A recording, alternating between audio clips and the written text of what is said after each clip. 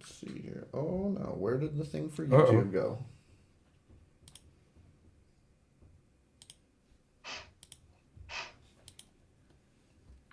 Crap. Not gonna be able to share it to YouTube. What's up, everybody? It's Seabass with Bass and Beer, and we got Mike Bucca on. We're super excited to hang out with him and ask some questions. And yeah, we are going to break into this intro, and then we're going to swap over, and we're going to talk with Mike, and we're going to grind out some of these questions. So, with that being said, let's get into it.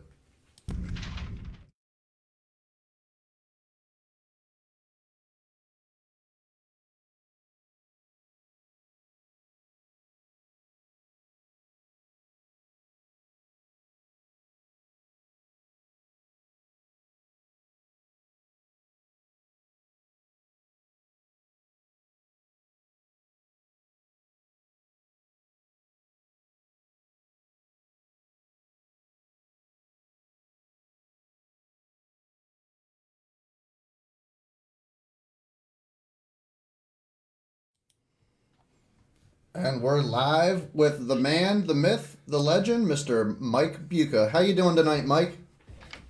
Good. 1 second here, brother. Yes, sir. 1 second.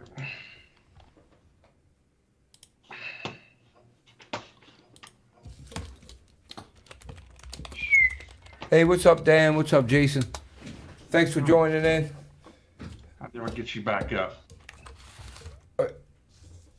Brian Dyson said we got no sound. All right, we're straight now. All right. Hold on 1 second, Mike. We're dealing. Hey, Brian, can you hear us? Hey, let us know, dude.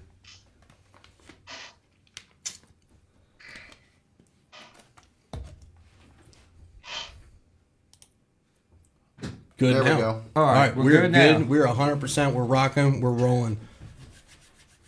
All right. Wait. Hey, let me real quick. What's up, course Phoebe Phoebe? can What's hear up, us. Pete? What's up, Brian? What's up, Paul? Thank y'all for joining. You know, Paul's part of the show, but we had, we didn't want to have too much of a crowded house. Paul did come by earlier, hooked me up with a sticker pack. Paul effing Batters, you the man. Thank you, sir. And let's get on with the interview with Yes, sir. the legendary. Andrew. And I like to say my new BFF, Mike Bucca. So we've been talking all week, dude. I can't get enough of his stories, dude. All right, Andrew is on his way too, and my buddy Andrew is joining us with 40 East Fishing. He is a local snakehead guide up here in Maryland, and Megan said, "Make sure you record." loves throwing swim baits. Megan, you're the bomb. Thank you for that. And he is super excited to also talk with you. So he'll be here in a couple of minutes. But let's break into these questions, man. What do we got going on? I got a whole list of stuff. Mike, how did you get started making baits? Because you've been in the game for a while, and YouTube and Facebook and all that wasn't around. Yeah. I've been making baits before Facebook was even around. As far as I used to make spinner baits and stuff. My dad and I were both into muzzleloaders a lot, and he taught me how to cast lead. And so I've got a PhD in making baits out of lead and stuff. So I started making my own spinner baits and my own jigs back when I was a kid. Just doing the do it mold things. And then later in life, I started making feather treble hooks. I did that for a few years, just selling them out of my house and just paint, you just put the trebles on the back of crankbaits or top waters and stuff. And then here recently, back in I think 2008 or 2007 is when we got started. We started making the bull shads. And so I've been making them for quite a while. And basically, I just got started making the bull shads when I was guiding on 8-gallon tuna. I struggled to catch big fish consistently. I caught them, but just not as consistent as I would like. Nobody ever catches them as consistent as they want. So I had to, saw the definition of insanity is keep doing the same thing over and over again and expecting different results. I said, something's got to change. I know smaller will get me more fish. That ain't what I want. That's not what I wanted. I wanted to catch bigger fish. So what happens if we increase our size? And that's when things got interesting. By no means did I kill them, but I got more consistent than I was, you know. And the cool thing about swim baits is you get to see a lot of these fish that you don't catch. They follow your baits a lot. So really, you learn a lot of information from where they're holding, not only when you catch them, but also when you see them. And you're able to make adjustments and try to, it gives you more confidence that, hey, I'm on the right path. I just may need to tweak something or come at a different time or change my angle or change my approach and stuff. So that's in the general idea of how I got started. You know, when I first coming up with these things, I plan on doing this for a living. I planned on just trying to get more big fish for my customers. And I was the only one in the East at the time, east of the Mississippi, doing this. I mean, this swim baits was a Western type thing for years and years and years prior to this. And so it was, you know, people just thought, well, it only works out west where they got big fish. Well, I was here to change their mind otherwise, you know. So people flew in from all over to come 2 trips with me on in the East and learn how to fish these bigger baits. And it got to be a vicious cycle. You know, I would guide, go home, make baits, sleep, guide, go home, make baits, sleep. People would buy them. I mean, I've gone to gas stations and people, hey, you're the swim bait guy. I heard a lot about you. And I would cut bait off my rod and just give it to them, you know, and I'll sell it to them, you know, whichever. But that's got to the point where it got overwhelming, you know, and that's why I got out of the guiding business. I had to make a decision. Do I want to make baits or do I want to guide? I said, you know what, I can always come back to the guiding thing, you know. And so I made the decision to stop guiding and do the swim bait thing. And you have to keep in mind, 16 years ago, the market was small. You know, you had to grow it one person at a time practically, you know, because people are like still to this day you have to grow it, you know. People are comfortable throwing these bigger baits. They still feel like they're too big for the fish. Fish eat these things and stuff, so you still get a lot of that. I go to shows, 9 shows a year, and I see it many times a day. So there's still a lot of education needed out there to educate the general public about these bigger things. So, but that's in a nutshell is how I got started making them. And I will also say that, you know, a little story. Cinco, it's an iconic bait. The Cinco was out for 7 years before it got popular. It took me 7 years to get off the ground with this thing, you know, to where I was able to make it work for me, to be able to do it for a living, be able to do it full time. Actually, it took me longer than that because that's just when I just started hiring people part time to work, and then it was several years later before I started doing it full time. But that's the general nutshell how I got started in the baits. I didn't do it to make a living. I just did it to try to catch bigger fish for my clients. So that's how I got started.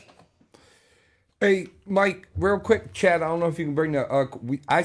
We have several questions already for you. Oh, yeah. Yeah, people are asking questions already. Let me see. First of all, let me say, hey, what's up to Maria, because that's my wife. If I don't say hi to her, you know, hey, happy wife. You might as well just stay here Hey, tonight Maria, if you don't do love that. you. But we got Dan said, what's up? Hey, what's up, Dan? Brian Dyson asked, what's your best swim bait to throw over grass?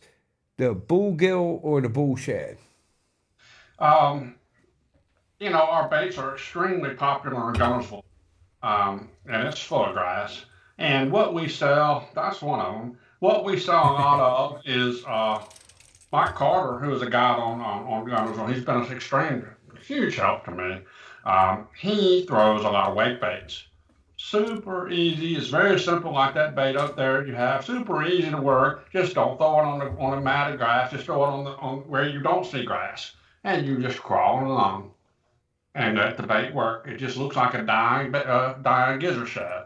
That's one of the most baits that we use. That's very popular, and also is the bull shad. You know, you throw it on the edge of the grass lines, and you just burn it back. A little story about gizzard shad. We keep them in our tanks a lot. In my shop, I have a 2,200 gallon test tank where we test baits and stuff. But a couple times a year, I'll go grab some gizzard shad or some herring or some bluegill, and I'll throw them in there, and you sit there and learn. I don't have any aerator in there. They die eventually. So, but when they start to die, they seem like they float, and only thing that's sticking out of the top of the water is their tail, and it's just like this, and they're just V'ing, do that little V, and they just analyzing, just barely, it's like they're just barely swimming, and that's one of the stages of death that I've seen for how gizzards are when they're about to die. They come to the top and they start doing that little flip, and it looks exactly like a wait bait.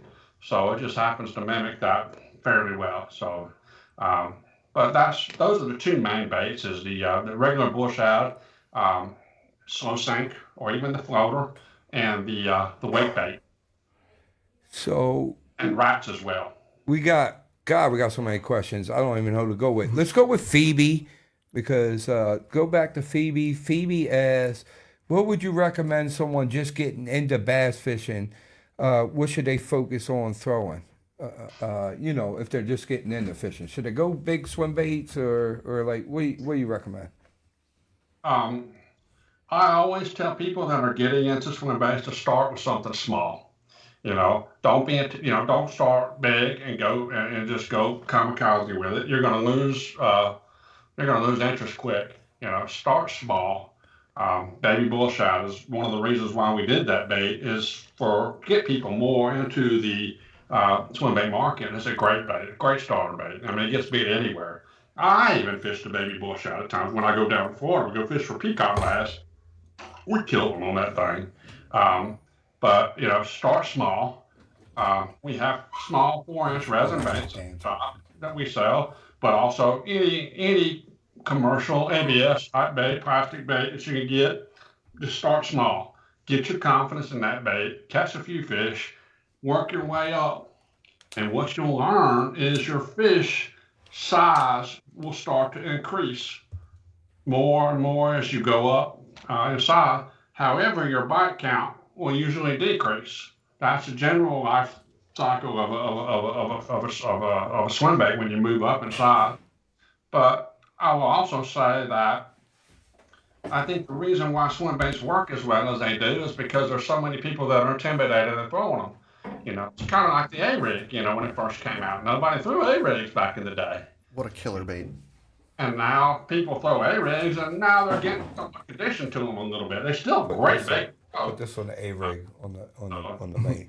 Hey, Mike, we got you guys want to ask another one of the questions? Because there's we got our questions, but I mean the viewers got tons of questions coming in. What's your favorite bait to throw for stripers, Mike? That you develop. Ooh.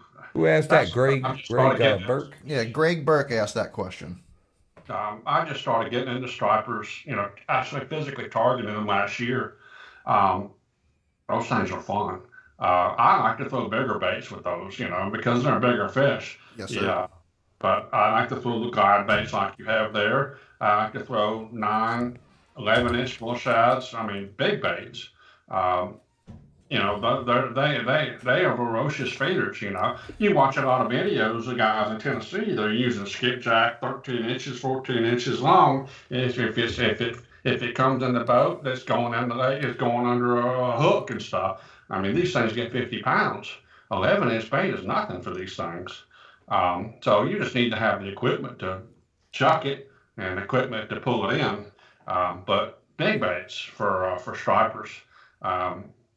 That's definitely something I've got into. I've got a jet boat and I run the rivers and stuff. But that's a lot of fun, throwing those bigger baits for those fish in the small rivers and stuff. But they are insane fighters. That's very, actually, very explosive fish. That's actually a great segue to Miles' question. When Mike talking about running the rivers, because Miles asked tidal versus non-tidal with throwing swim baits. So I'm guessing if you're running the rivers, you fish some tidal water. I'm sorry, you're the official tidal water. Tidal water. No. No, I don't have any tidal waters here, No. but what we run is basically rivers that tail races is a better word for it. but we're far from the ocean. But they stock these stripers in the lakes, and they're a saltwater fish, but they stock them in the lakes here, hybrids as well. And what they do is in the summertime, water gets hot, they need to go upstream to get to the cooler water in order to be able to survive and stuff. So they either go really deep, but they get stratified by the thermocline a lot. So a lot of them go upstream to get that cooler water where the water's running and it's more shade. It's coming out from under a dam or shaded and it stays cool year round. We had another question. Dan, I believe it was. I don't see it on the screen now, but I believe it was Dan that asked, what would be so what is a good beginner swim bait? The baby bull shad. Yeah, Baby bull shad would be one, yeah, absolutely. the baby Uh, bullshit. we have some 4 and 5 inch baits on our site. They're still our best sellers to this day. I mean, what you have to understand is the baits that I throw are not the best sellers. The baits that sell the most are the small 4, 5, and 6 inch baits. I throw 9 and 11 inch baits. It's not that the 4 and 5, 6s don't catch fish. I'm just looking I'm trying to target bigger fish. We are well known for our baits. The soft tail you have there, the wake bait, the 6 inch bull shad, 5 inch bull shad, 7 inch glide baits. Those are typically smaller swim baits. Those are by far the best sellers because they appeal more to the mass markets than the other bigger baits. The mass market is so much smaller than the big bait market. So there's really two different markets of swim baits. There's the guys that like the smaller stuff, and then there's the guys that like the big stuff, and then you have some overlap between some. So, but start small. Definitely start small. You want to ask Brian's question? The baby is more. You can get away with throwing it on some more conventional gear, whereas when you kind of get confidence and maybe throw in some of those 4 inch soft plastics, the baby like that, then in my opinion, making the jump to a 6 inch burrito or a 6 inch glide or the 7 inch, like this is the 7 inch trick shad. And that, in my opinion, this matches the hatch very well for me around here.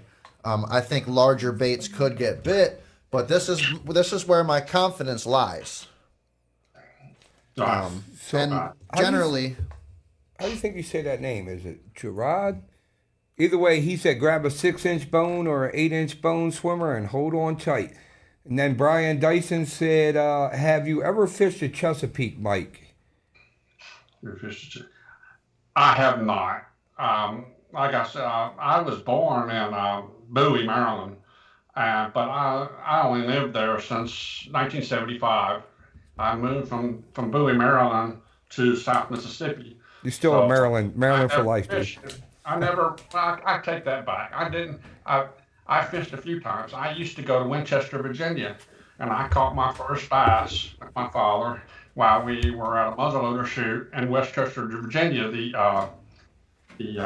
What's the name of that? There's a muzzleloader thing and skirmish thing in Winchester, Virginia. But anyway, I caught it there while we were camping. So I started in the started fishing there, but most of my fishing was done in South Mississippi. So I've never fished the Chesapeake Bay. No, never fished the bay. So then we have Miles. Miles is asking. No, Miles is just saying that he gets bit on a 10 inch more than he gets bit on a 6 or 7, which that surprises me personally. And then we have Dan asking, what's a good bait for southern states? Because I know Dan, and he's down in North Carolina, I think. So right by you, because you're in Georgia, correct? Yeah, that's correct. Yeah, I mean, we do shows all along the eastern seaboard, from Boston to Virginia to North Carolina to here in Georgia, and by and far 7 inch baits or less are most popular. So that's what I would start off with is a 5, 6, 7 inch bull shad. Those are your baits that I would start with if you're starting off and wanted to get a bait from us. And slow sink, by the way. Bone is a good color, gizzard shad. Those two colors, gizzard shad and bone, are two best selling colors that we have. What's your best selling size of swim bait? Would you say you sell the most of the smaller ones? It would, yes, definitely 5 and 6 inch by far, by far. Andrew, what's up, man? Welcome to What's the show, happening? man. Late, Hello. late as usual. So What's we up, got man? we kind of introduced him a little bit at the beginning of the show, but to my left is maybe you're right on your screen, but this is Andrew. Andrew's one of our local guides here. He owns and guides a company called 40 East Fishing. A lot of snakeheads, but he catches a lot of bass too. So that's why we let him hang out with us. But no, he's good people. He's got a pretty successful business, and I know he's a big swim bait guy too. So definitely excited to have him on to get to talk. But I know we talked a little bit earlier in the show, or maybe even before we went live, but I'm not the swim bait guy at all. And I guess so, Mike, when you talk to somebody that's not a swim bait guy, what are some of the things that you tell them that convinces them, like, hey, this is something you need to try, you need to get that in your arsenal? Very good question. I get that question a lot. And the thing that I can tell them is what we do at Bull Shad is we try to mimic the actual forage that these fish eat every day. Bluegill, redfin, gizzard shad, golden shiners, herring, rats, things that are physically, forage for fish. And what most of the commercial market has is finesse worms, spinnerbaits, jigs, trickworms. Easy to produce. They look nothing like anything that they would eat anywhere. I mean, maybe an eel. Right. That's the biggest thing is trying to teach the people is we're trying to mimic the actual forage that they feed on every day. You would be mind blown that that a 10-pound bass would rather have a 8-inch shiner or 8-inch gizzard shad than chase 2 little bitty threadfin, yay big. There's no return.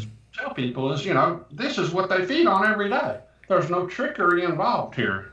You're not trying to trick a bass to eat something that doesn't look like a threadfin or a gizzard. This is exactly what they look like. This is exactly what they swim like. This is exactly the paint scheme that they eat on.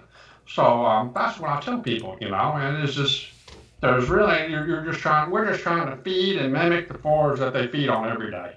So to go off of that, Mike, you said before we went live too that it's not just guys like us that are weekend tournament fishermen. It's pros as well are not, and like you had conversations with pros, like this is a thing that you need to add. So I think you said 75% of the pros right now in any given circuit they're not confident with these big baits. So this is something that you interact with them on as well, right? Right. I mean, I think they're getting more and more educated. I mean, we did a show in the Classic last year. We did one at Red Crest, and we've had at least 75 pros buy baits from us. And they all asked intelligent questions, where to throw them, how to fish them, and what kind of retrieves and all this kind of stuff, what time of year, what kind of patterns and stuff. They asked pro questions.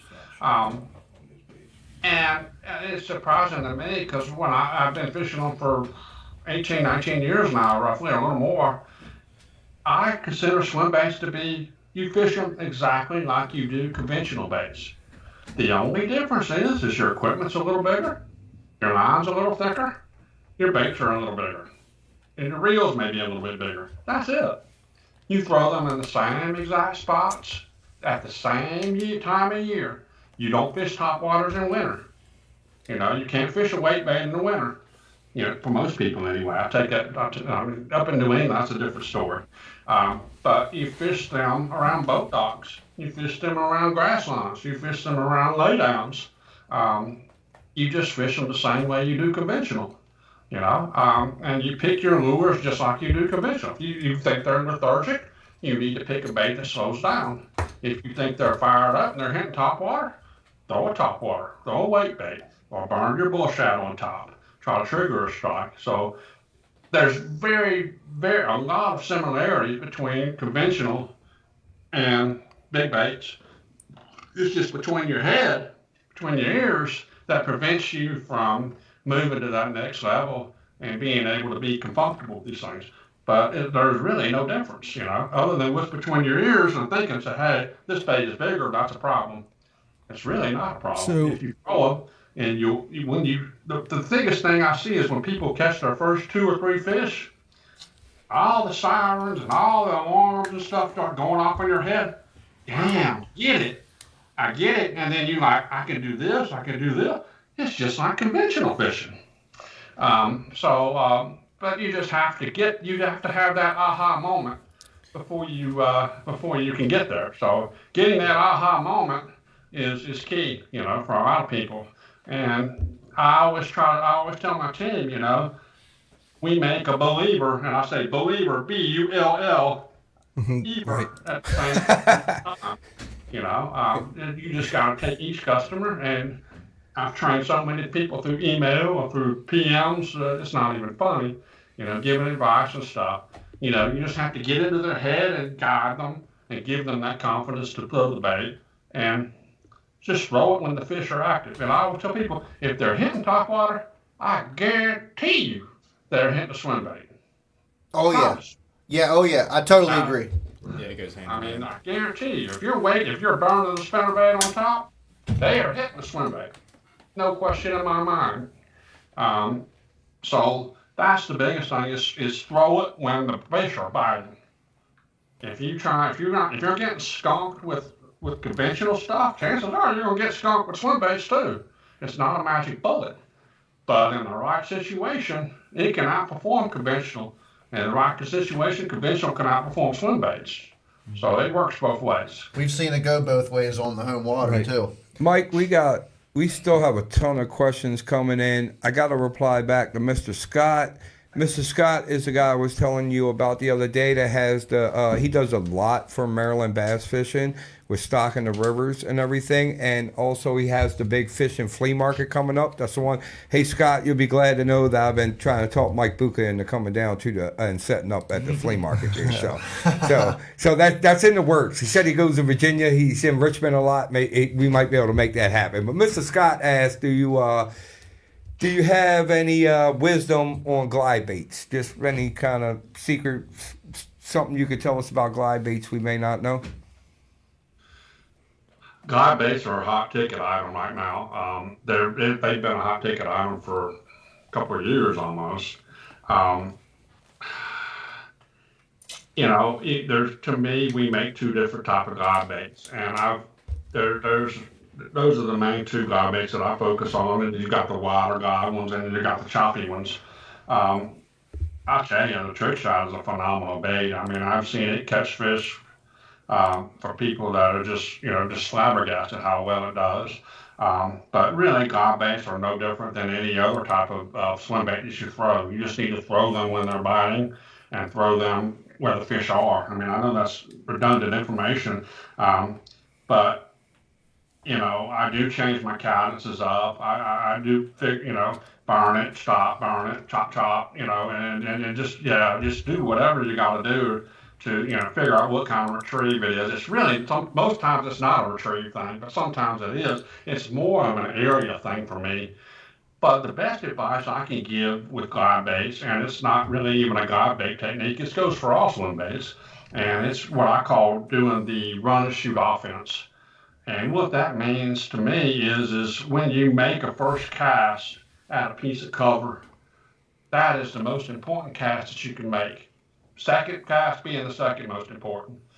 Usually on a swim bait, you've either called that fish out on the first or second cast, or you caught the fish. Usually it doesn't take more casts than that. So after you finish that tree, trolling motor on, bandana it high, move to the next boathouse, grass line, lay down, brush pile, make those 2 casts.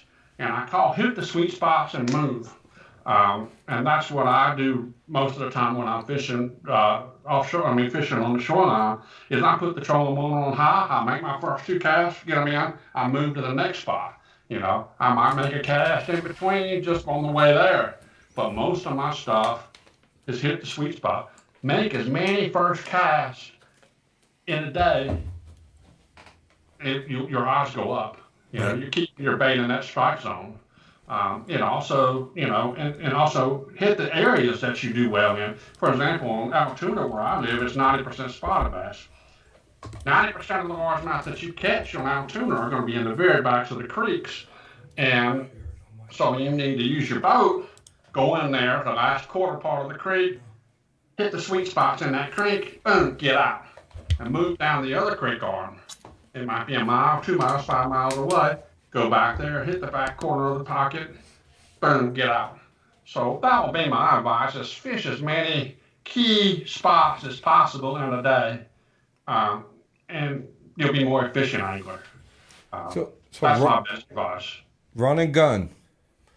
So Run and gun. KVD style. Any questions? Yeah, kind of. We actually have some I like questions. this one. Hey, the viewers. Andrew's got a question. I This is got gonna be a good. question. So I think my problem when I threw swim baits a lot, I would chuck it out there, and even if I let it swim, it would just come back up. And not with particularly bull shads, but most glide baits I would throw. I mean, you'd have two swim baits that look similar, and they'll both do. You'll fish them the same way, have your rod tip all the way down the water. I'll count it down, everything, and by the time it's halfway back to the boat, it's up. They've on the nosed surface. back up to the Yeah. surface. It drives me nuts. And actually, when I was watching a bunch of your videos, and you had the ones you could tune them and put weight in it and take weight out. So now I got to do that. Honestly, that's probably your answer, honestly, but it's all in the tuning a lot. Jim Fallon says hello. So I guess see if you have any tips to help keep them down. Headwaters or something, Jim Fallon. It's not bad. Oh, that's your buddy. So, Hey, Mike, it's not shared on your page, dude. You can go to the page and hit share. Send it over your page and get some more of your buddies I on put it. it on my personal page. Oh, you did? Should be there. I don't know, Mike. I don't Hey, get it's what it is. We got enough. We got more questions What? than you can answer right now, anyways. What I have. Did he answer your question? I don't know. Yeah, you got tricks How I for keep them down. yeah. Yeah. I do a lot of tinkering, it depends on what bait you use, Our glide baits, we have what you call tuning chamber. Yeah, You so- pull a pin out, you can stuff it with lead. Yep. You can stuff it with tungsten, you can stuff it with split shot, whatever. You can add bigger hooks as well. I'm assuming you're talking more about forward scan, am I right? Forward scan stuff? So Or that actually that goes into the question I was going to ask, and I think we can cover both Andrew and I's question. And one of our viewers, Miles, had a good question about live scope, and I'll just kind of take you into my experience with this. Is let's say I do a lot of smallmouth fishing, and I'll have a boulder in 15 foot of water, and I'll throw a glide bait out, not one of yours, because I don't own any yet. I will, but I don't yet. But I'll throw my glide bait out, and I watch it in that 3 foot zone, and I just wish I could get it down to like 7, 8, 9 foot. Do you make a model that is designed to stay at that level for those deeper fish? Yeah. Yes, all of our glide baits have that tuning chamber that I was speaking of. You pull that pin. What it has is it has a hole in the back of the head, and you can stuff weights in there, and that gets it down last. You can also add suspended strips on the belly. You can also increase the hook size. For forward sonar, I definitely understand the reason why you want to get it down there and get it there. I just did this last week, so people wrap wire around the hooks on both hooks as well. So there's a multitude of ways to do it. Usually the ABS baits aren't as friendly as being able to tune them to sink faster as the custom guys are, especially mine. I'm probably the only ones that has a tuning chamber in their glide because it drives me up the freaking wall. If I make a bait in my shop and I send it to Maine in the winter or somewhere the water's colder, that bait I have a tendency to float. If I send that down there to Jim Fallon and on Lake Headwaters, his bait's going to sink like a brick. So there has to be a way. I said, dude, there's got to be a way to tune your bait to the specific specifications of rainfall that you want. And that's how I came up with that tuning system in our glide baits, in our wide guides and our trick shads. so that you can alter the weight, or you can actually drill weight out. There's 2 holes in most of them, to where you can get that bait the right way you want. But I have a box for for winter, and I have a box for spring. And that way, I know not everybody can afford a bunch of these things at once, but I have 2 boxes so I don't have to piddle with it. But if you have one, get the tungsten putty, you can peel it out and you can replace it, and you can move it and put it in another base, and you can do whatever you want, or the rate of fall with a lot of our guide baits. So, but that will be my answer. I actually, have you guys ever heard of dynamic lures? No, I haven't. But I'm not a swim bait guy either. Well, no, this was actually a jerk bait that they had, and it had a little lip that you could, or a flap on the top, and you could add BBs in it and make it heavier. And they don't make, now they're all like trout stuff, and they don't make it anymore. But I mean, I always said a jerk bait's got the same action as a glide bait for the, like I work them similar, or times of years. But no, every time I'd be fishing it, not have a bite, add more weight to it, get it down further, and then I've gotten some quality bass doing it. Key in on that. Yeah, it was like eye-opening. Hitting the banks at Loch Raven, and then, yeah, that was definitely a learning experience right there. Mike, in your opinion, how does fishing tidal water, like a stained or a murky tidal water river system, affect the draw and or the catchability of a bigger swim bait? One of the biggest gripes that I hear around here when people tell me that these baits don't work is because the fish can't see them. I know that's not the fact, but that's what a lot of people believe. What do you think about that? I think you need to throw bigger baits so they can see them. Yeah, you said something to me about that. I was like, if you had a big glide bait and it's bone color, like that's the best thing that they're gonna see. If as long as you can get it through whatever structure there is, a big glide bait that's white, that's got to be seen. Like, Well, That's the biggest thing with me is, what color do your fish turn when they're in muddy water? What color do your bait fish turn White. when they're in muddy water? Bass and forage. Real bright white. Yeah, white. Just get pale. Baits. I like to throw a lot of big bone baits. Even in clear water, it works well. But I like to try to appeal to all the senses. Usually tidal water is fairly shallow. Am I Yes. right? Yeah. Usually 3 foot or less. That factor there. So if you're in shallow water, your strike zone's a lot smaller, a lot bigger than if you're in deep water. Because you're getting that bait closer to the fish. So shallow water, appeal to all the senses. A knocker would be nice. Something that moves a lot of water, either like a big bait or a 4x4. boom, And there it what is. What do bass do in muddy water? Most people like to flip, right? Flip heavy cover. That's what I designed this for. This is to go over the heavy cover. You've got seen that video that I have in my tank where I put the log across it. That's exactly. This is the giant square bill. Square bills have that lip, that wide lip to help it get over cover, and that's exactly why I designed it. That video amazes me. Yeah, and putting a knocker inside of it. So you're trying to appeal to all the senses. White because the fish turn white in muddy water. Deflecting off cover because fish like to hold near cover. Sound, the knocker, or the big bait, the displacement of water. Those are some of the biggest things. They can feel with their lateral line, and they can see it, and they can feel it. So try to appeal to all the senses that you can. I technically like to throw a bigger bait in those type of situations because they can't see it as well. But it being bigger and being white, they should be able to offset that a little bit. I don't have a lot of muddy water here, but I do have some. Usually when it's muddy, it's chocolate. Yeah, Right. we fish that quite often around here. And hi, Jen. Thank you. Jen says, "Hey guys, shout out to my home state. Grew up fishing the Upper Chesapeake and the Potomac." Yeah, she's my painter. That's the one that paints the baits that we talked about earlier. Jen, Oh, this I broke Chad's bait now, Phil. Jen, this is I gotta beautiful. replace it now. This is one of the best thread fins What, just the ever.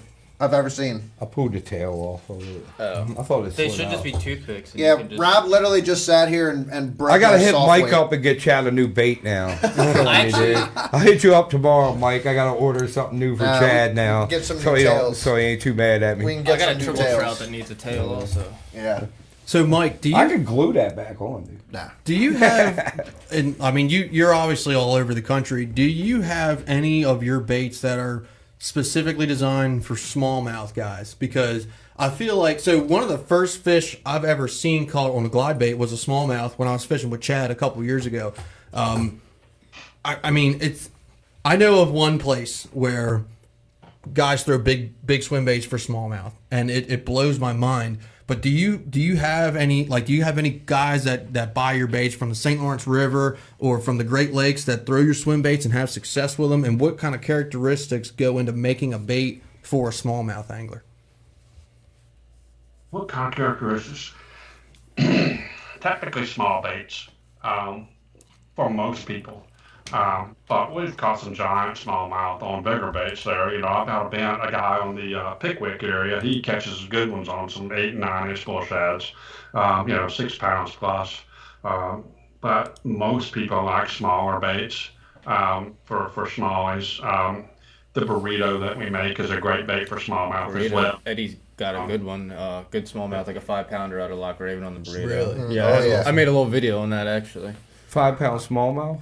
Yes. 5 pound Yeah, smallmouth. and then he actually got a this was on a Savage Gear line through the 10-inch. He had a 6-pound smallmouth. That was like 7 or 8 years That was ago. yeah. I was working. He's like, you gotta come take a picture of this freaking. Yeah, out. that's a Maryland giant. Dude, that's a Yeah, massive it's like almost smallmouth. unheard of. Especially in a Yeah. reservoir. No, Yeah. this thing was Seeing Also, smallies and I'll put spots in the same category. Those guys are way more aggressive than a damn largemouth ever will be. Oh, yeah. They will hit bigger baits on a largemouth and not even think twice. I mean, I fished my 11-inch trick shad and I've caught 2-pound spots on that thing.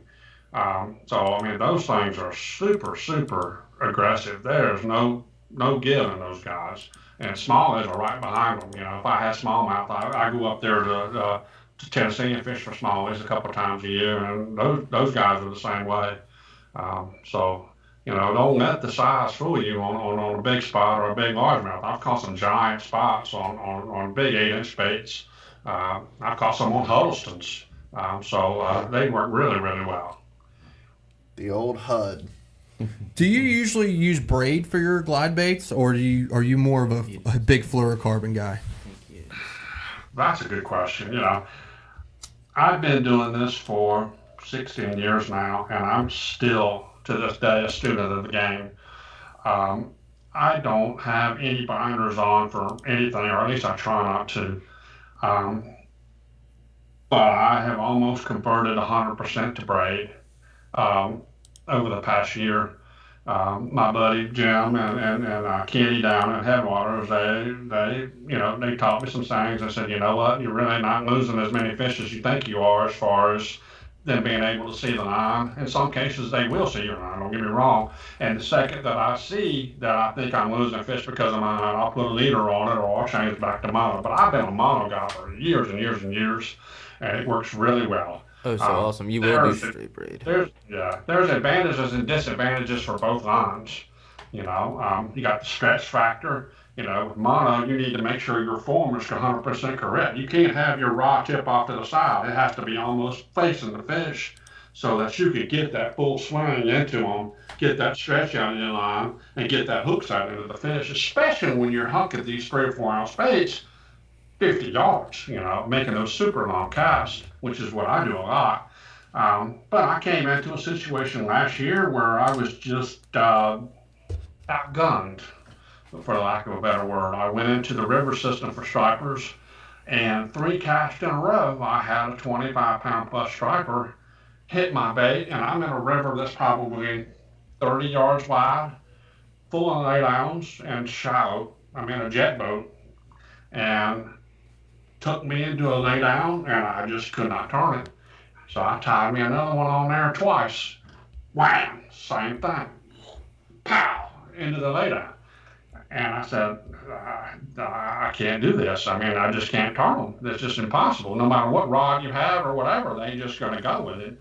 So then I decided to go to 80-pound braid, and I've never been taken advantage of again. And I'm sure I will one day. I meet 30 or 40 or 50-pound striper. Those fish are powerful. It's overkill for bass. But the reason why I like the bigger braid is because of cast-offs. When you start using 50, even 65 a little bit, when you throw these heavy baits, your line tends to dig into the spools. So that thin diameter, or you hook a snag, or you hook a fish, sometimes when you throw rattle traps, you throw it and it just hits the water right in front of you because your line dug into your spool. When you do that with a 3 or 4 ounce bait, you don't get that privilege. Your bait is going to keep going, and you're going to cast it off. So it could be an expensive lesson, but mono and braid both work. Pick one that works for you. I don't like fluorocarbon. I love fluorocarbon for finesse fishing, but I don't think it can take a hit over and over again. I don't think the knot strength is there long term, because that knot is always torquing on that line tie. And I'll give you a little tip that will help you with a lot of things, is put a split ring on your line tie. And what that does is you're tying to the split ring. Your split ring's taking the brunt of the force on the line tie, and not your knot torquing back and forth, sliding up and down. Every time that thing slides up and down, you're burning your knot. You're losing your knot strength. So let that split ring, some people use a snap. Snaps are fine. They get to be a little bulky. Sometimes with guys, they fish a little funny. If snaps your thing, use it. If the bait works like you want it, use it. I like using a split ring. It's a little less invasive, and it's easier to find.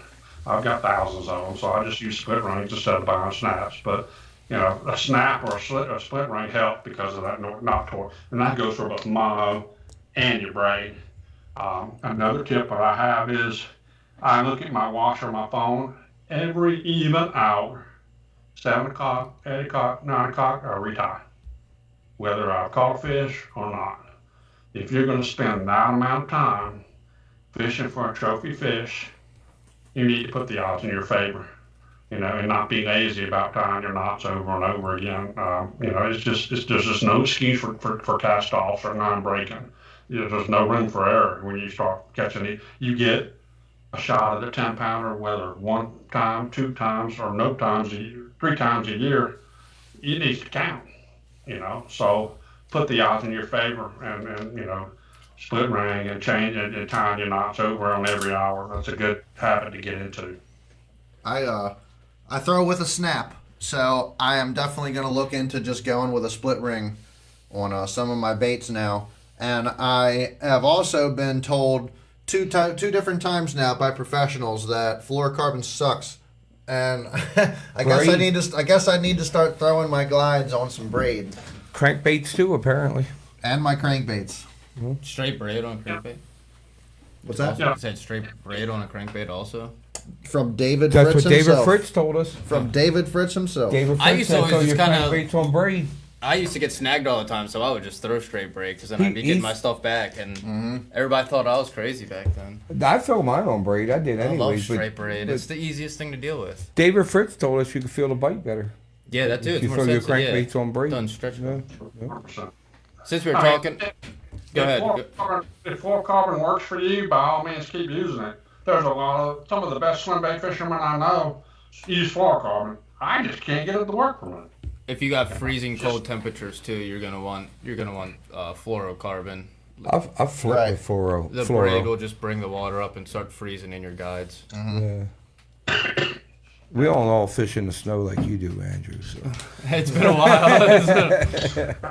while. See, all my swim bait days were years ago, and then I got the boat and started going tidal water and stopped throwing glides as much. Yeah. That someone had a question about that. Are you catching snakeheads? Because we know you're a snakehead guy. I have not gotten any snakeheads on a glide bait. No, I think someone said something about Tom Over. I think he has. I think Tom Over actually asked that question. Oh, he asked asked the it. question. Oh, I thought he's gotten one on it before. I think Tom Over asked. Tom's caught them on glide baits. I've caught them on glide Really? baits. Yeah, okay. It was I a haven't rhetorical caught one on a bull glide yet though. With this edition, that's going to happen. Do you have any snakehead fishermen that come to you specifically for baits to target snakehead up north? I don't think there's a fish that we haven't caught on, or so not me personally, but some of our customers. I know we've seen a couple of swim bait snakeheads on that we put on Instagram, but I don't know of any hardcore snakehead guys per se. But I know they've caught them on it for sure. Tom says he caught what kind of glide was it, Tom? He said he had a 35-inch snake on a glide last spring. That's a big snake. That's probably 10, 12 pounds. Oh, you know, Tom, he bring it in. He's a hammer. Mm-hmm. Yeah, he'd whoop my no swearing, whoop my butt any day. Who all is in the studio? What the hell is Martin talking about? Who all is in the studio? This is Andrew Martin and yeah, used to be. It's insane, Martin Payne. Let's see. So one of the questions that we had for you, Mike, is what's the deepest water you think you've ever caught a fish out of using a swim bait? Or have heard of caught using a swim bait? I think we've caught some on 25 feet with a burrito. I know I've caught some 25 feet with a glide.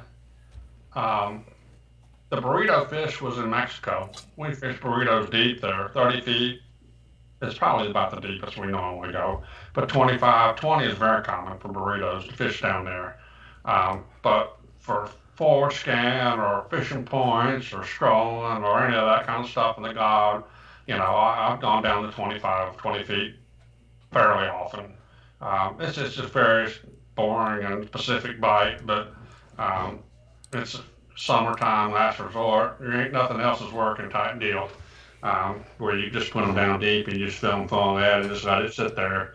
But I also make long casts, and I cut my motor and I take the boat and I just take all mine off and I just spend the next 10 minutes just letting it sink, working it, and it's just sitting out there in oblivion. And you catch so many fish doing that. It's just boring, but just doing, to 25 feet is probably about the norm, about as deep as I go for most part. How do you track where your bait is in the water column? And like Andrew kind of asked earlier, how do you make sure that bait stays in the water column that you want it to be in without using forward-facing sonar? Count. Without using forward sonar, you don't. Unless it's got a lip on it, how deep it goes. But forward sonar is what I use it most of the time. But I mean, that's just one of them. The other one, you're just blind fishing. A lot of times you just want it to get down, get natural, and you just want to. The thing I think why that strolling thing works so well is just that there's no. It's kind of like deer hunting. If you're able to drop in from a drone really, really quiet in your stand, nothing feels on alert or anything like that. I just think that's another level of openness that the fish have, that they don't have to be aware of. They haven't heard any negative cues. They don't hear a trolling motor. They don't hear a sonar or somebody bouncing around in the boat. But I really have no way when I'm fishing that glide that deep. I really don't, other than when I'm fishing forward sonar, I really have no clue how deep it is. But I do try to get it deep, deeper. If I hit the bottom, okay, I know I have a general idea of how deep I am, and I try to keep it about a couple feet off the bottom. It's difficult with a glide bait if you're doing that. That's just a whole nother level of glide bait fishing that a lot of people don't do.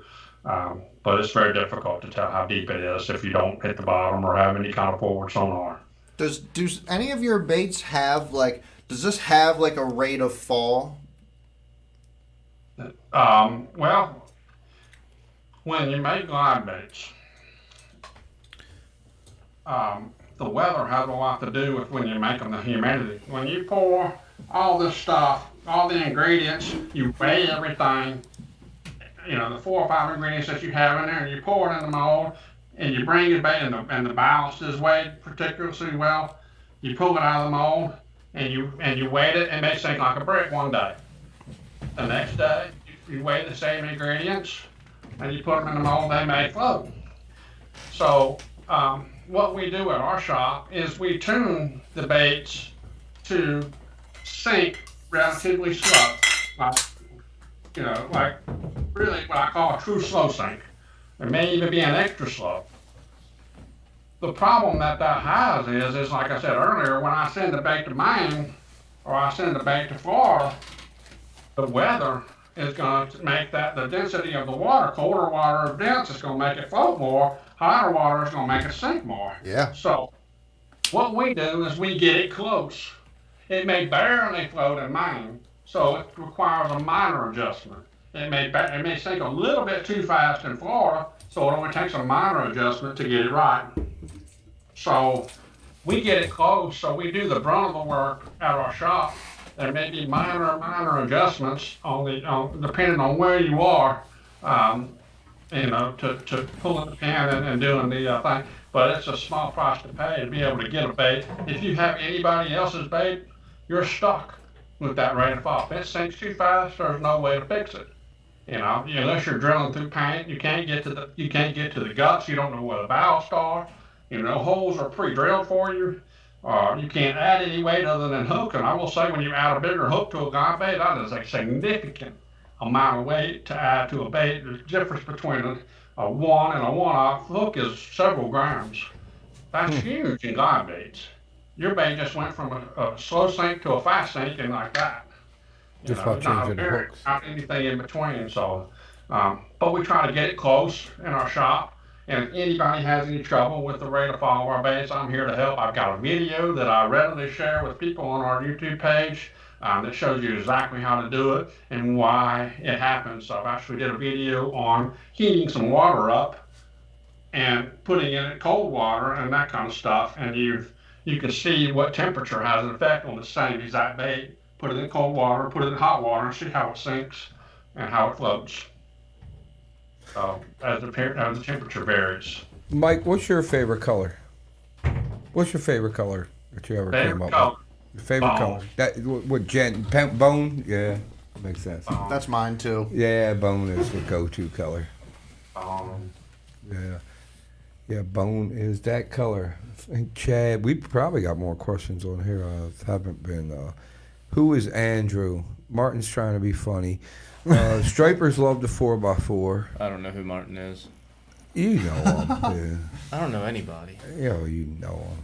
So, Mike, for a new swim bait fisherman like me, and I've seen this not with me throwing the swim baits, but the guys that Are you going to throw swim baits this year? I might. I can be convinced. I could be convinced. I mean, you can even get like 2-pounders on them all the time. Like, You can't All the throw time. them like Yeah. a frog, All the time. dude. Come You on. gotta like. No. So, when you have a fish following, what do you do different with the cadence? Do you speed it up? Do you kill it? Do you slow it down? Because I've seen multiple times a big fish, a big 4, 5, 6 pounder following a glide bait, and they won't grab it. And is there a trick to get that fish to commit when they're following it?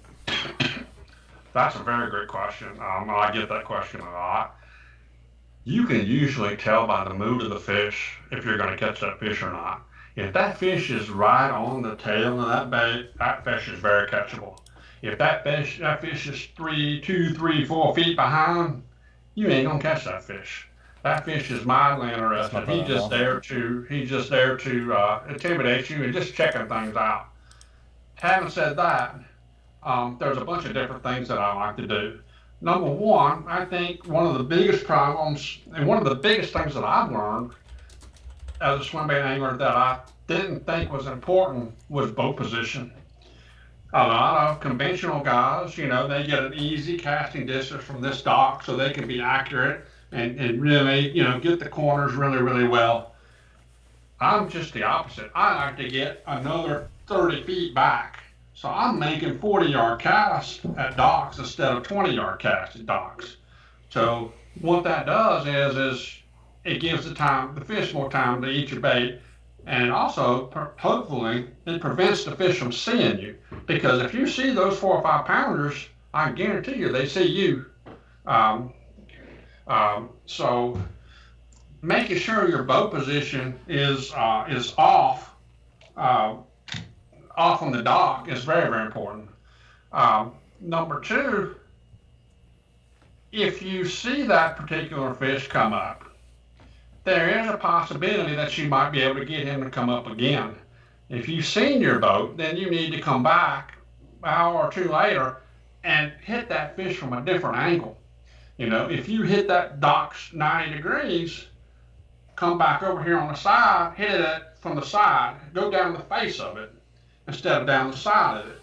So create a different angle, possibly with a different bait, and you may get him to bite. Another opportunity is to come back at night. Nighttime's a good opportunity. They just lose their senses at night, it seems, with swim baits, especially rats and stuff. So night fishing is a good way to get around it. That way they don't usually see you as much.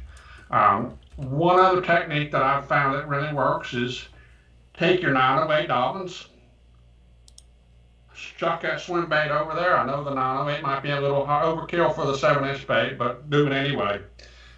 Chuck that 7-inch bait, stick that rod tip down in the water, like a kneel and reel, like you're doing a powerhouse kneel and reel. Get that bait down there. Get it down deep and keep that rod tip down.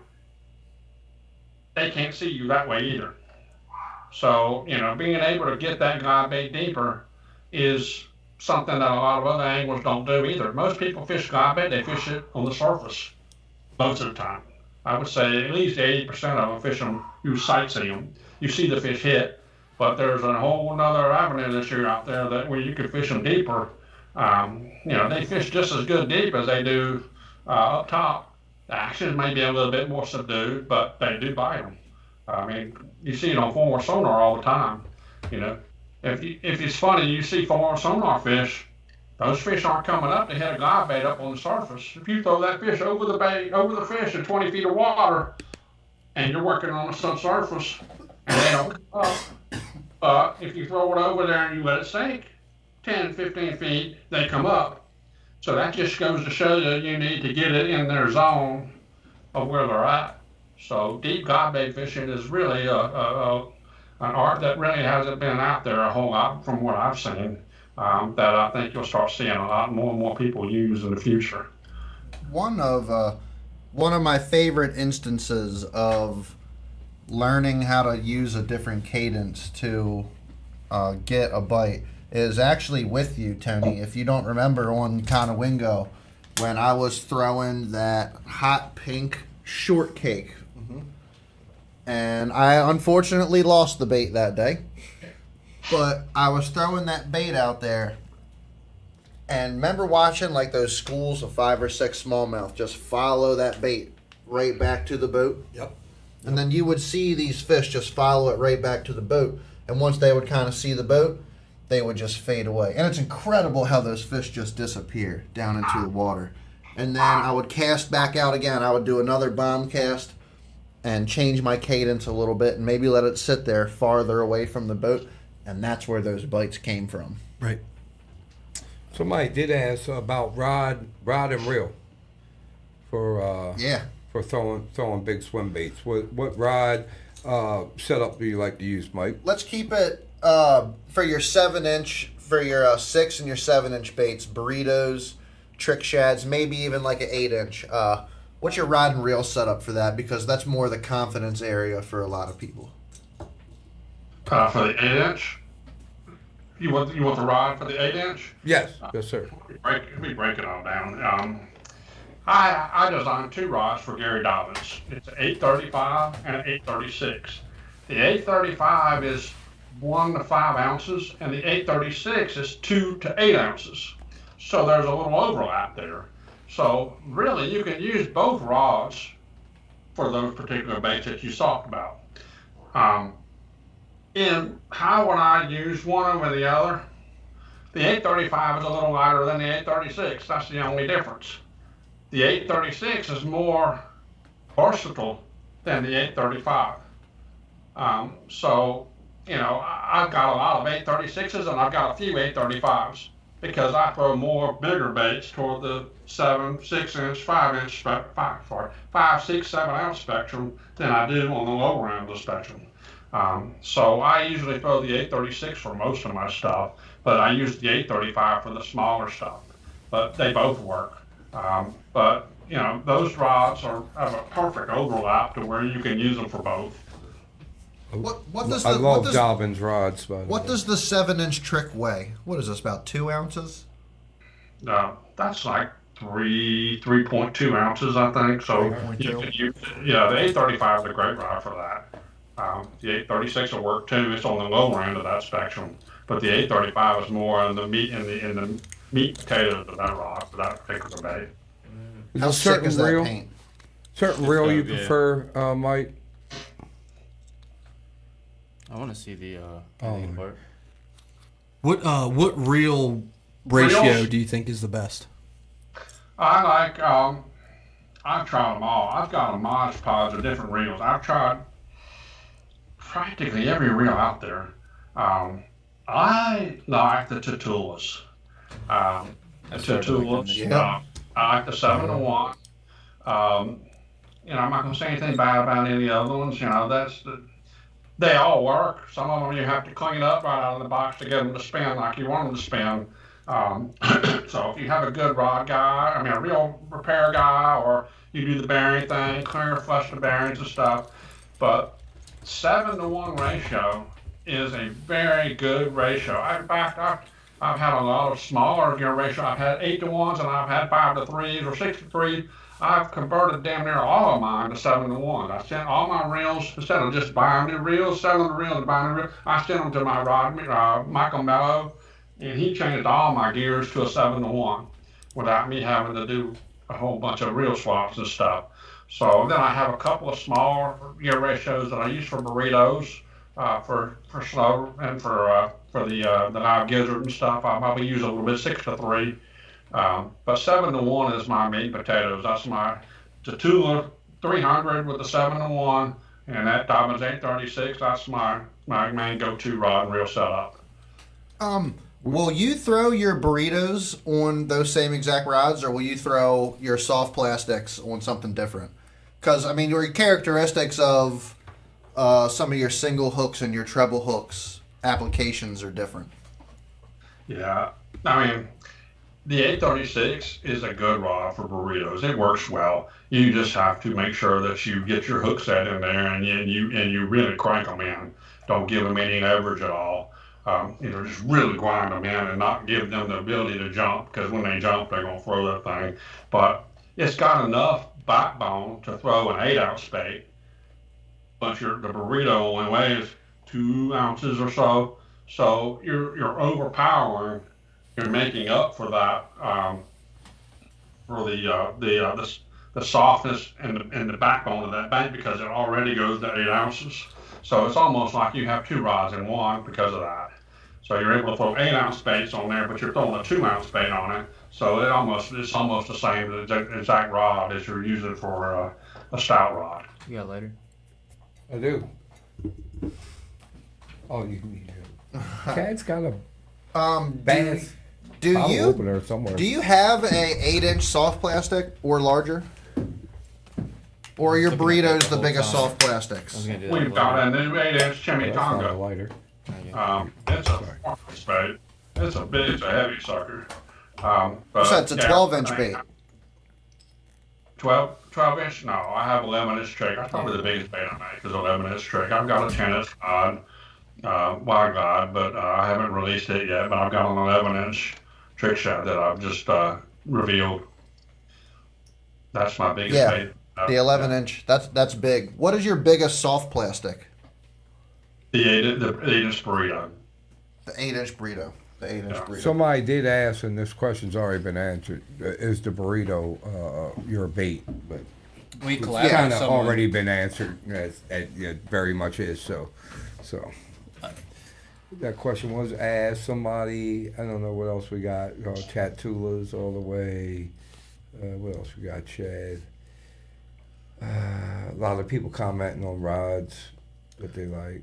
So while they're looking at comments, a lot of guys that watch our podcast are tournament fishing. We're all about the big 5 fish. What's the best 5 bass limit you've ever caught or heard caught on some of your baits? My best 5, 46. Wow. I was like 30, a couple over 30. I was thinking of my. I like to catch that bag in a Thursday nighter. Right. That was 3 or 4 years ago. We go to Baccarat Lodge every year to Mexico, sometimes twice a year. And we have a lot of fun down there. And I've got on one of the best swim bait bites I've ever gotten on. And it was just insanity, you know. I was the only one that was really catching them on the swim baits because a lot of times, you know, a lot of the guys really don't get the burn type retrieve that's required for that I do on the bull shad, and I was doing that, and we were pretty much calling our shots almost, and we didn't catch a lot of fish, but the ones we caught were giants, and I've never been able to duplicate that again. It was just a one-trip deal for us when we caught them really, really good. Now, I've gone down there and caught some more on swim bait, but just nothing like that day, that trip. But each day, see, we fished 5 days. 4 of the 5 days, I had 40 pounds. The 5th day, we were messing around and got 36. What is insane? We're messing around, got 30. We only got 36 that day. Yeah, whatever. It's, you know, it's Hey, nothing. look, I would die happy after that week. Hey, I'm good. Like, hey. What is can you explain now I know you have a video on retrieval and everything about it, but can you explain that bull shad retrieval to us? Because Is that a burn pause? that burn pause is, I think it blows a lot of people's minds how fast you actually work that bait to trigger an explosive bite. A little story. I went to, there's one of the guys that uses my baits. I think he's won a boat or 2 with them. And he's in Texas. And he buys his baits from me. And he, you know, I can't use any of his pictures, you know, and stuff. And he tells me things and I just don't use. I respect his wishes. But, you know, I saw him at ICAST. He said, Mike, even if I told them what I was using, they still couldn't catch them. And I said, right then and there, I knew what he was talking about. And it's the retrieve, which is super, super important on the bull shad baits that we have. What the retrieve works is you're reeling it up near the surface. Sometimes you're V'ing it on the surface, or sometimes just a little bit below. It's not necessarily a burn. It can be a burn, but it's more important to keep that thing up high. 95% of the fish that you catch on the bull shad, you're going to see them hit it, just like a topwater. They're going to swirl on it, roll on it, or whatever, and you just lean into them. In that video that I did with Matt Allen was also struggling, you know, and I took his best buddy out there to one of my local lakes, and he made the comment, he says, I'm surprised to see how fast and how shallow you're fishing. And once those guys got that figured out, they started catching fish, you know, and it's just not to say that you can't catch them on a slow retrieve, because you can, but it works best when you reel on top. We are in with the kayak guys very, very well, especially the ones that fish the rivers. And the reason why we're so in with them is because they're forced to fish that bait the way that it's supposed to be fished. You know, you can't just line ag a bull shad through the current. It's just gonna, you know, like that. If you give it some juice, it's gonna be upright and it's gonna go straight through that current. So you have to do that thing a little bit fast in the current, and that's exactly how you're supposed to fish the bait, and that's exactly why they get bit so well in the current. Is because they're able to fish that thing the way it's supposed to be fished, the way I designed it to be fished. I don't know why they like it. I think my reason is when a meal goes over and they need to make a decision whether they want it or not. You also don't give them a good look at the bait too. You know, seeing the hook, seeing the joints, seeing the you know, some things that the paint might not be quite real. But if you're reeling it fast, it's a blur. So it forces the fish to make a decision. So that's the theory of why I think the faster retreat works. Don't give them time to think about it. Just let them react to it. Exactly. Yeah, exactly. We got any more questions? Mike, Yeah, I'm trying to look. there's a whole bunch. Can you They've been pull your coming in nose back pretty up? rapidly, so it's My hard to phone keep died. up. Oh, good lord, there's a lot of stuff on there. Oh, did you ever thought about making something weedless? I don't know if anyone's ever seen this. I've seen some. The bullfrog. No, okay. So I've been seeing something on Instagram. It's a hard bait, and it's literally split in half, and it's like spring loaded with an EWG hook that, as you yank on it, it pops it up, and it's. Yeah, I haven't really looked at anything too hard bait wise from weedless. It's doable. Um, I just haven't messed with it a lot. I don't have a lot of grass here. I know there's a lot of grass. Yeah, and that's gum. all I fish basically. Um, but I think, there are some other baits that are better suited towards plastic, and that's just one of those particular techniques. We make a weedless back attack, which is basically a burrito that is weedless. We haven't really released it yet, but we're fixing to. It's a fantastic bait. But that's more paddle tail, right? I'm thinking like something a glide It bait. is. Yeah, it is. Yes, it's not a frog or anything like that. It's just basically a shad weedless bait. Okay. I was talking something hard. Me and Mike's gonna hook Single up joint. and make the bullfrog, dude. So this wait is coming. Hey, Mike, people want to know where can they buy your baits, man. So perfect time to let everybody know where they can go, and then get your baits, and they can get your merch and everything. Bullshad.com. Hey, we already know, but hey, put it Bullshad. out there for everybody. I got it up there, and for anybody that's watching, the link to his website is up there in our comments. Click on that and order away. I gotta order Chad a new bait now. I'm kind of hurt. Now we just Don't got. worry, I just got to man. get some new tail for it. I'll I tell you got what, there's man. one in the pond that I I'm lost. gonna get something special for you, man. I'm gonna talk to Mike. I'm gonna hook you up, man. I'm gonna buy it for you, but then we have to give it away on the show. Okay. That's the deal. All Let's right. do it. We'll do it. We'll Do a little bullshad giveaway. Yeah, if Mike can give me like Maybe a exclusive, little I get an 5-inch and, 5-inch bait giveaway. something nobody's ever seen before, something like that. And we'll do an exclusive Bass and Bear Bull Shad. Hey, look, man, we'll talk about that, Mike. I gotta replace. I pulled the tail off of one now. He's like mad at me, so I'm not mad. I know you're not mad at me. You can dude. fix that easily. I love you Yeah. too, man. Oh boy, hey Mike. So this is going to be the craziest question all night. But when you're not throwing a big swim bait, what are you throwing? Ooh, Or do good you question. just always throw a big swim A bait? bigger swim bait. Does Mike Bucca bigger ever go swim out bait. flipping? I was thinking this earlier, actually. Most of the time, if I'm not fishing a swim bait, I'm fishing a hog farm or a rig. Okay, so which is still a swim bait. Big fish bait. You're big. Going, yeah. Yeah, A-Ray. So you're Technically swim bait, but I'm fishing a hog farm or a rig is what I'm fishing most of the time if I'm not fishing a swim bait. So you don't it's have a just 7 good. foot heavy. Or, what about like medium spinner action. bait or crankbait or anything? Does Mike Bucca throw a crankbait? I mean, I don't throw much conventional at all. I had a boat fire 10, 12 years ago.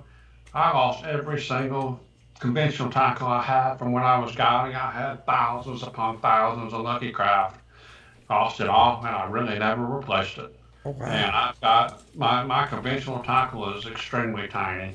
I bring some stuff when I go down to Florida. I'll have some frogs and some round traps and stuff. Or when I go to Mexico, sometimes I'll have more conventional tackle from Mexico than I have any other place.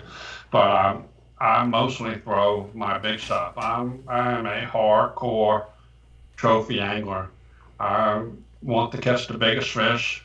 If it's not 7 pounds, it's a dink. Damn. That's a good way of putting it, but that's just my goal that I set for myself. That's a good goal. I mean, if I had to pick something to throw all year round, it would probably be a glide bait or something. If I could only pick one bait, that's Yeah. the only thing I think that you could actually go all year round with. If a 7-pounder is Maybe a not in dink, tidal water. I got to but step up my glide bait game. That's all I'm saying. No, that's just Maryland. That's just Maryland. I gotta I've called step one my 7 game out up. of Maryland. Because I catch a 5-pounder, I'm like dancing on the deck line. I'm like, hey. So to catch the biggest fish in our river probably would be. So have you seen, like, oh, this is going to be, so I want to say that glide baits and big swim baits are super popular here. Like we have our swim bait guys. But you think it's possible to throw it like in this kind of area? And is it the way to get catch the biggest fish in the river? You think? 'Cause I'm about to go start throwing one, see if I'd I can say get it's the top. state record. Is it the way to get the state record? I'd say that. No, you go fish a or- farm pond in Maryland to get the state Nah, record. I'm not fishing no ponds. That's cheating, dude. Yeah, exactly. Yeah, that's cheating. Nah, if I catch it, I want to catch it in the river. You know what I mean? You're probably not gonna get the state record then. Yeah, I know. Hey, look, I can have dreams, man. Let me dream. The state record is on a military base where we can't get to it. Yes. I can get to it. Yeah, you're in the military. All right. Yeah. Our state record's like 11 pounds. So Mike would be like, "That's a dink, dude." Like, y'all got a little dink first. though, can you? What's your PB, Mike? What's the biggest bass you ever caught? I got a 10-11. 10, 11. 10, 11? That's it? We were expecting like 21 pounds. Yeah, I mean, Yours is 8 in Texas. yeah, I had an 8-pounder in Texas. According to some of them, That was on a glide also. them limits Mike had, he's had almost a limit of 10 pounders before. Like 8. Got 5 Giant. 8s, dude. You catch an 8 Yeah. pounder around here, you're going down in history. Oh yeah. Yeah, yeah. I caught a 7 out of lock. Yeah, that's not an 8. No, I'm just kidding. A 7 is very. I caught close to a 7 in gunpowder. My last PB was almost Didn't you have 7 that on pounds. video too? Yeah, it was on Yeah, video. yeah. I caught it on a spinning rod. I never throw a spinning rod. Fishing sucked that day. I picked up the spinning rod, one cast, boom, almost a 7-pounder, dude. It's like Hell 614 or something like that. On the spinning, that's On the sick, spinning though. rod, I had no business or no right even catching that fish. I didn't deserve to catch that fish, but I caught him. So hey, Did something right. yeah, hey, I did something right that day. I don't know, dude. Like, the 6-pounder I caught before that, I totally deserved. It was right in my wheelhouse, doing my thing. That was just like, man, this day sucks, and I threw it out there, and boom, 6-pounder. Holy shit! Like, so hey, you never know, man. When you least expect it. You never So, know. Bait Mike, I do never you- throw, rod I never use. Do you fish any tournaments or at all, or are you just out there looking for those giants? Do you ever jump in a tournament here or there or anything like that? I haven't fished a tournament in years. The last time I fished a tournament was probably with Ryan Coleman, and we won a boat on Lanier. So that was before bullshit. That was 20 years ago at least. And I haven't fished a tournament in years. I'm strictly a trophy guy. Are you still guiding? You still do any guiding? I actually did want to ask questions about that. No. How long did you guide for? Yeah. Oh gosh. I used to guide on Ross Barnett for a little bit when I lived in Jackson, Mississippi. I got a little bit on Gunnersville part-time, and I got it on Allatoona for 10 years or so. Oh, wow. So, I've had a lot of guiding, but I haven't done, other than personal friends, I haven't guided in years. Any tips you could give for a new guide? Start making swim I mean, baits. I try to talk to every captain I can possibly. I mean, that's the only way I'm going to learn. Start making swim baits. I make hats. You want a nice hat? Oh, there you go. Yeah, I get a hat, dude. No, yeah. I mean, any tips? Have your content, have good content on your Facebook page, have good content on your Instagram page. We try to post twice a day, every day. I know that's kind of hard for a guy to do because you only have one trip a day, but we try to keep our social medias up. It's free advertising. Use it. Social media, TikTok, Yeah. all those things. I always tell my team, it's the sum of the parts that make it work. There's not one thing that does a whole bunch of things for you. It's the sum of you get a trip or an impression from Instagram, you get an impression from YouTube, you get an impression from Facebook. You know, it's the sum of all those things that make it up.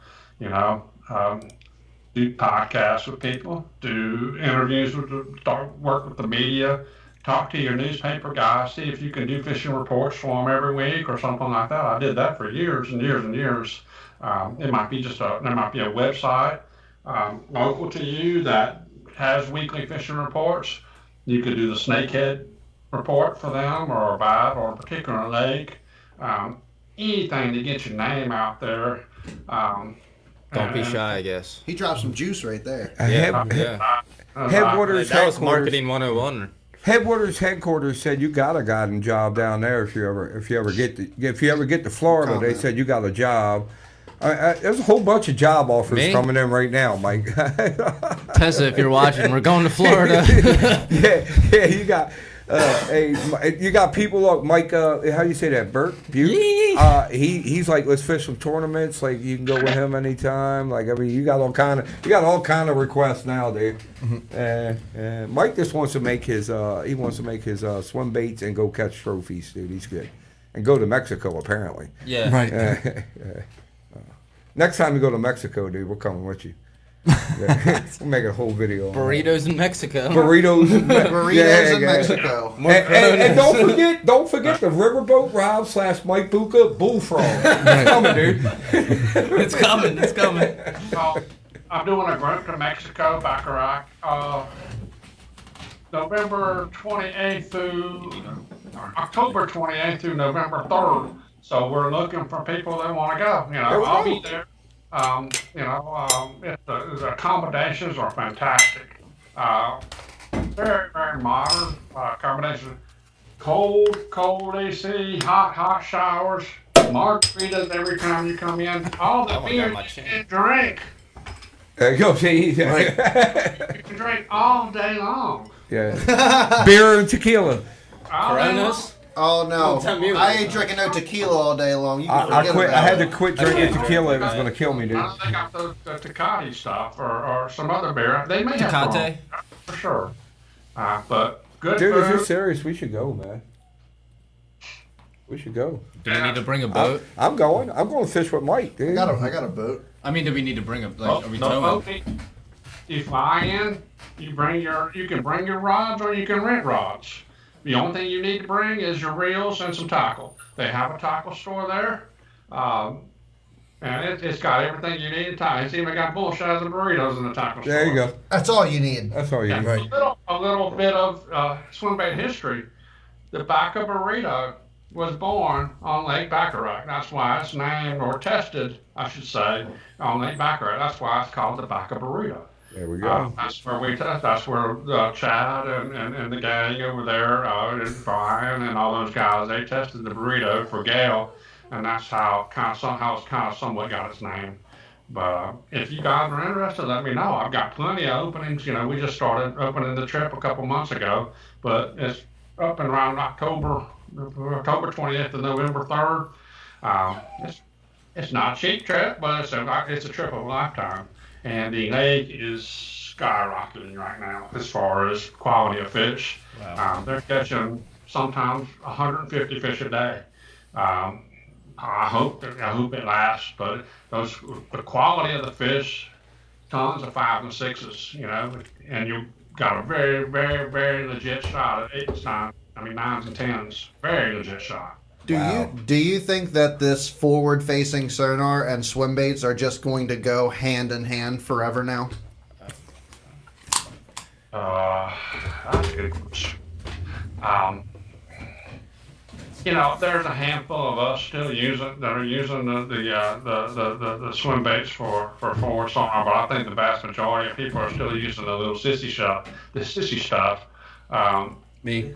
So that's a good question. It's going to be up to the fish, you know. I mean, the A-rig is still going strong. It's not as strong as it used to be. Sooner or later, these fish are going to get educated, you know, and they're going to be a little bit harder and harder to catch. So, I mean, I try to relate that story to a pond that I used to fish. It was an 11-acre pond, and when I started fishing it, I was loading up on them, you know. Several 5, 6, 7 pounders a day. And as I overfished it, they got harder and harder and harder to catch to the point where you struggle to catch a 5 pounder. And I think that's a small microism of what you're probably going to see on the forward sonar type thing. I could be wrong, but those fish offshore have never been tapped before until the forward sonar thing. So those are a different group of fish. I mean, of course they go onshore sooner or later, but that's a different group of fish that are not being harassed in that particular portion of the lake. So that's a tough question. We will see. It's going to be interesting to see how that pans out. Yeah, nobody knows the answer to that question. The future, we shall see how things happen. It just seems like these big profiles are just able to show up so much easier on that forward-facing sonar, and man, you're just able to watch how fish react so much more to your different retrieve styles, your different cadences. And if anything's going to get a follow, it's going to be that. And then Well, you're going to see it. Yeah, and then as soon as you get a absolutely. follow, you can see it and then It's just a good work from search there. bait. It's a good Yeah, search bait to draw them out yeah. to see. Do you have a follow-up bait, Mike? Actually, that's a good question. Like when Yeah. you do see one come up after it, you got anything you throw, like a Cinco or something, if they don't hit it? For those followers? He's He's laughed like, no. at that Cinco He's comment. not throwing Cincos or crankbaits or anything. He's like, Just nah. an- I don't own the Cinco.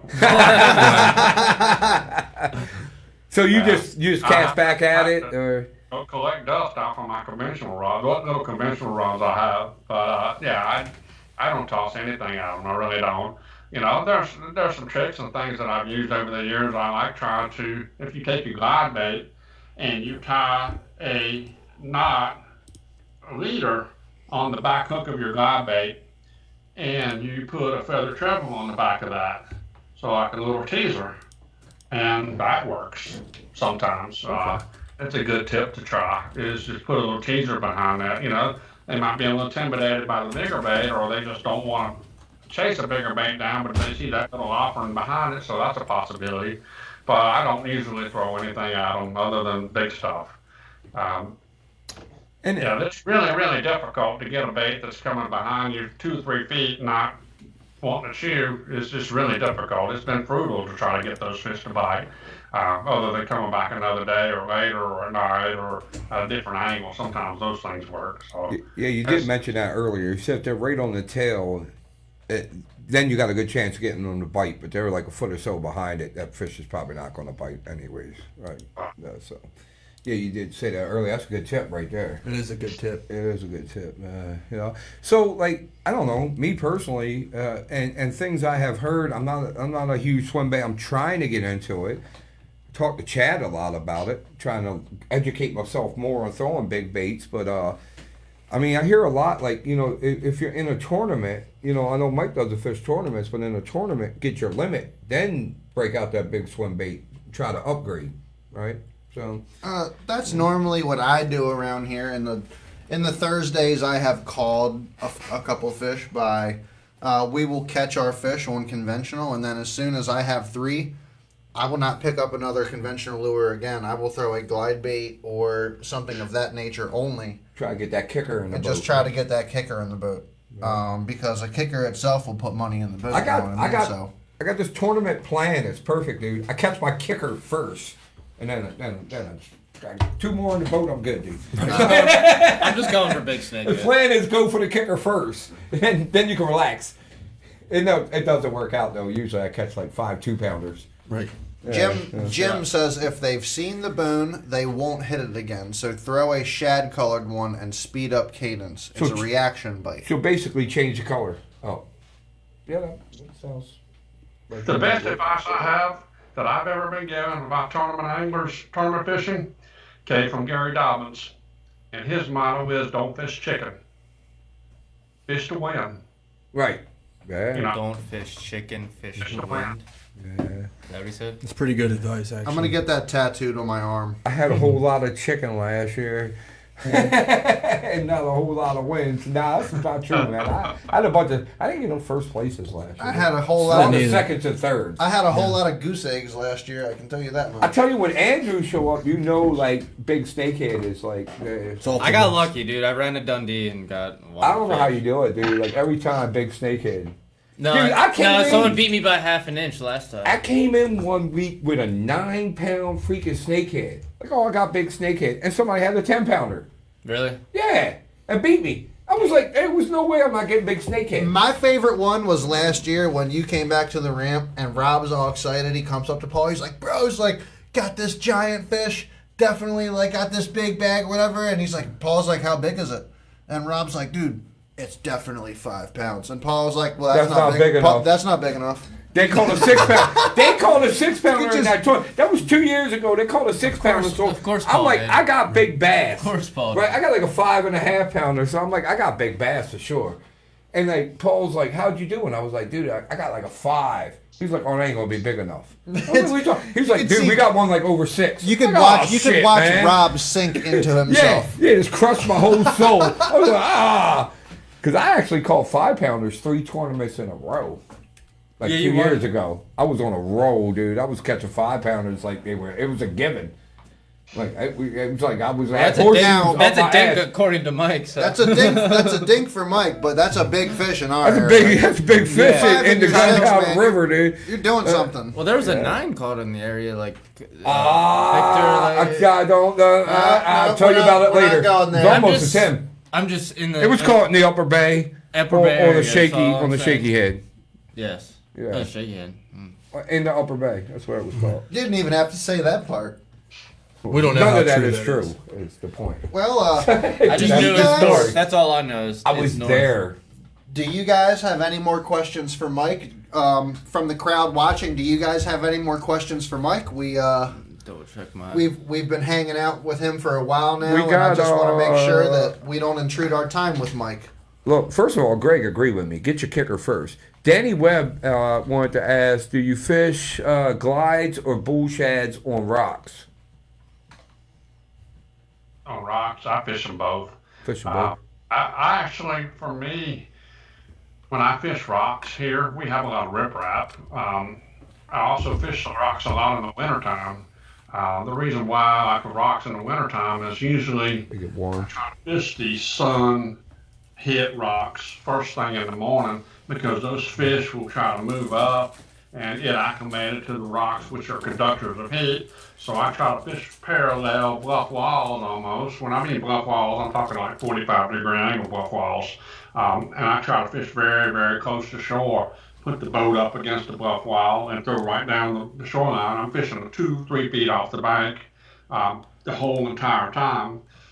So I fish a lot of rocks. I fish a lot. 4x4 is a great bait for that. Those fish are up shallow, trying to get into the warmer water. When that sun first comes up, that's the first part of the lake that hits it. So I call it. That's usually my milk run in the morning is to fish the sunny rocks first.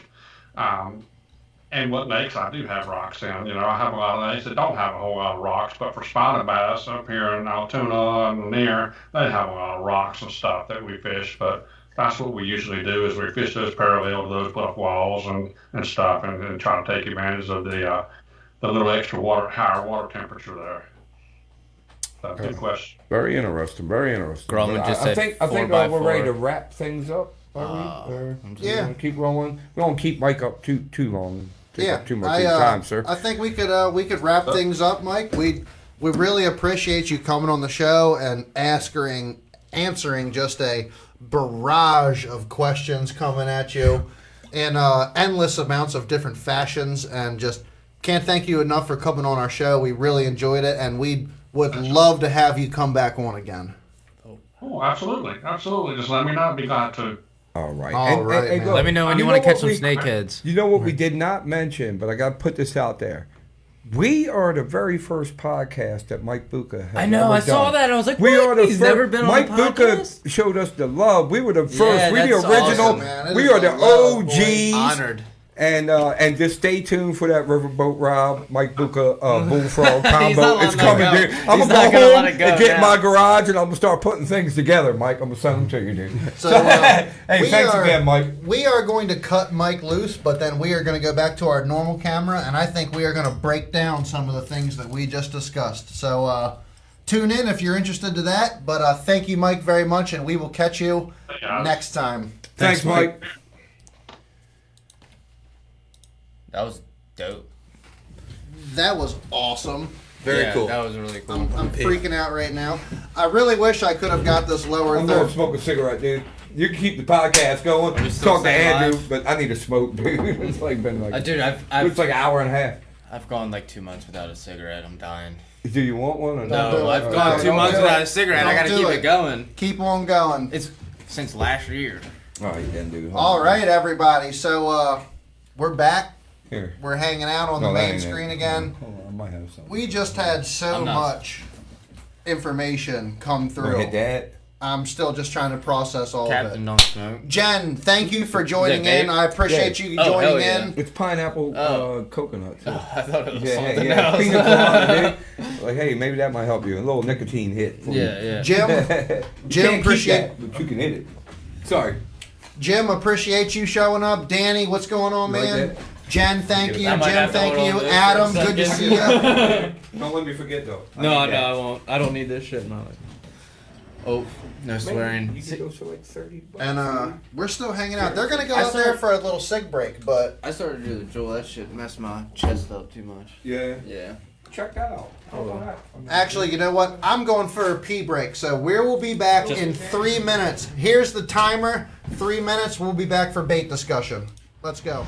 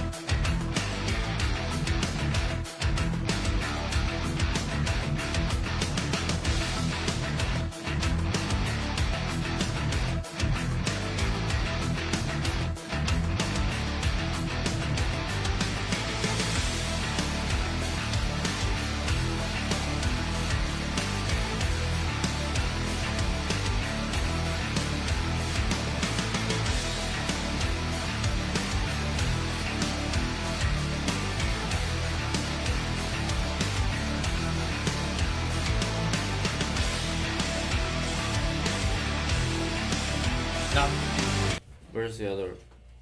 You gotta go to. And we are back. I'm gonna not make a even I'm on gonna the make a camera. Oh, camera yes, it is. adjustment real quick. I would say Tony's. What about Actually, that I'm gonna camera? Close Where's John? that. Yeah, I'm gonna You're not add on that in camera. right here. Dog's in here too.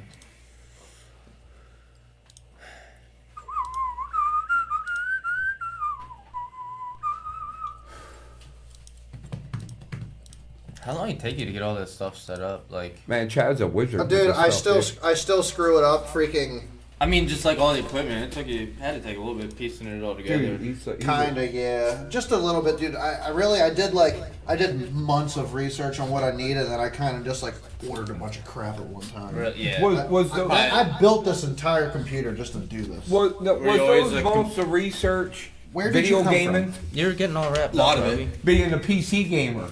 I was gonna say, do you have? Internet. You're Yeah. gonna. Okay. You were always into computers. Man, welcome back, everybody. I hope you guys enjoyed the interview with Bucca. Man, that was a good interview, man. That That was was really cool, awesome. man. Absolutely Dropping awesome. the knowledge. He's got me like I'm about to buy a bunch of big swim baits now, dude. Like I don't even know. I'm about to get back into it. Like my brain is exploding. I don't know what to do My now. personal opinion and my experience with swim baits in general, Mike makes one of the more user-friendly baits. In my opinion, they're priced more fairly. This trick shad is definitely one of his more expensive baits. It's also a custom paint though, What's the and a beautiful ballpark? custom paint at that. Yeah, but they're What's like. ballpark price on that bait? This was $200. Oh yeah, that's pricey. But I mean, he's That's got not baits But you nearly can like get as bad. glides from him for like the 50-60 range, right?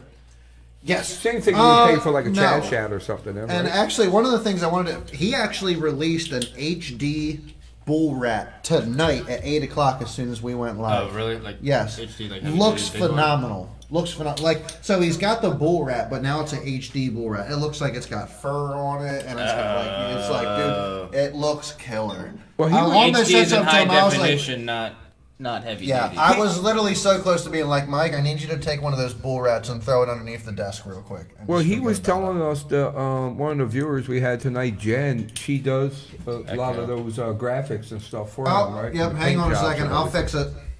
I always do this. What's wrong? They can't hear us. I just didn't turn off the mic thing. Got two turntables and a microphone. There we go. It should be fixed now.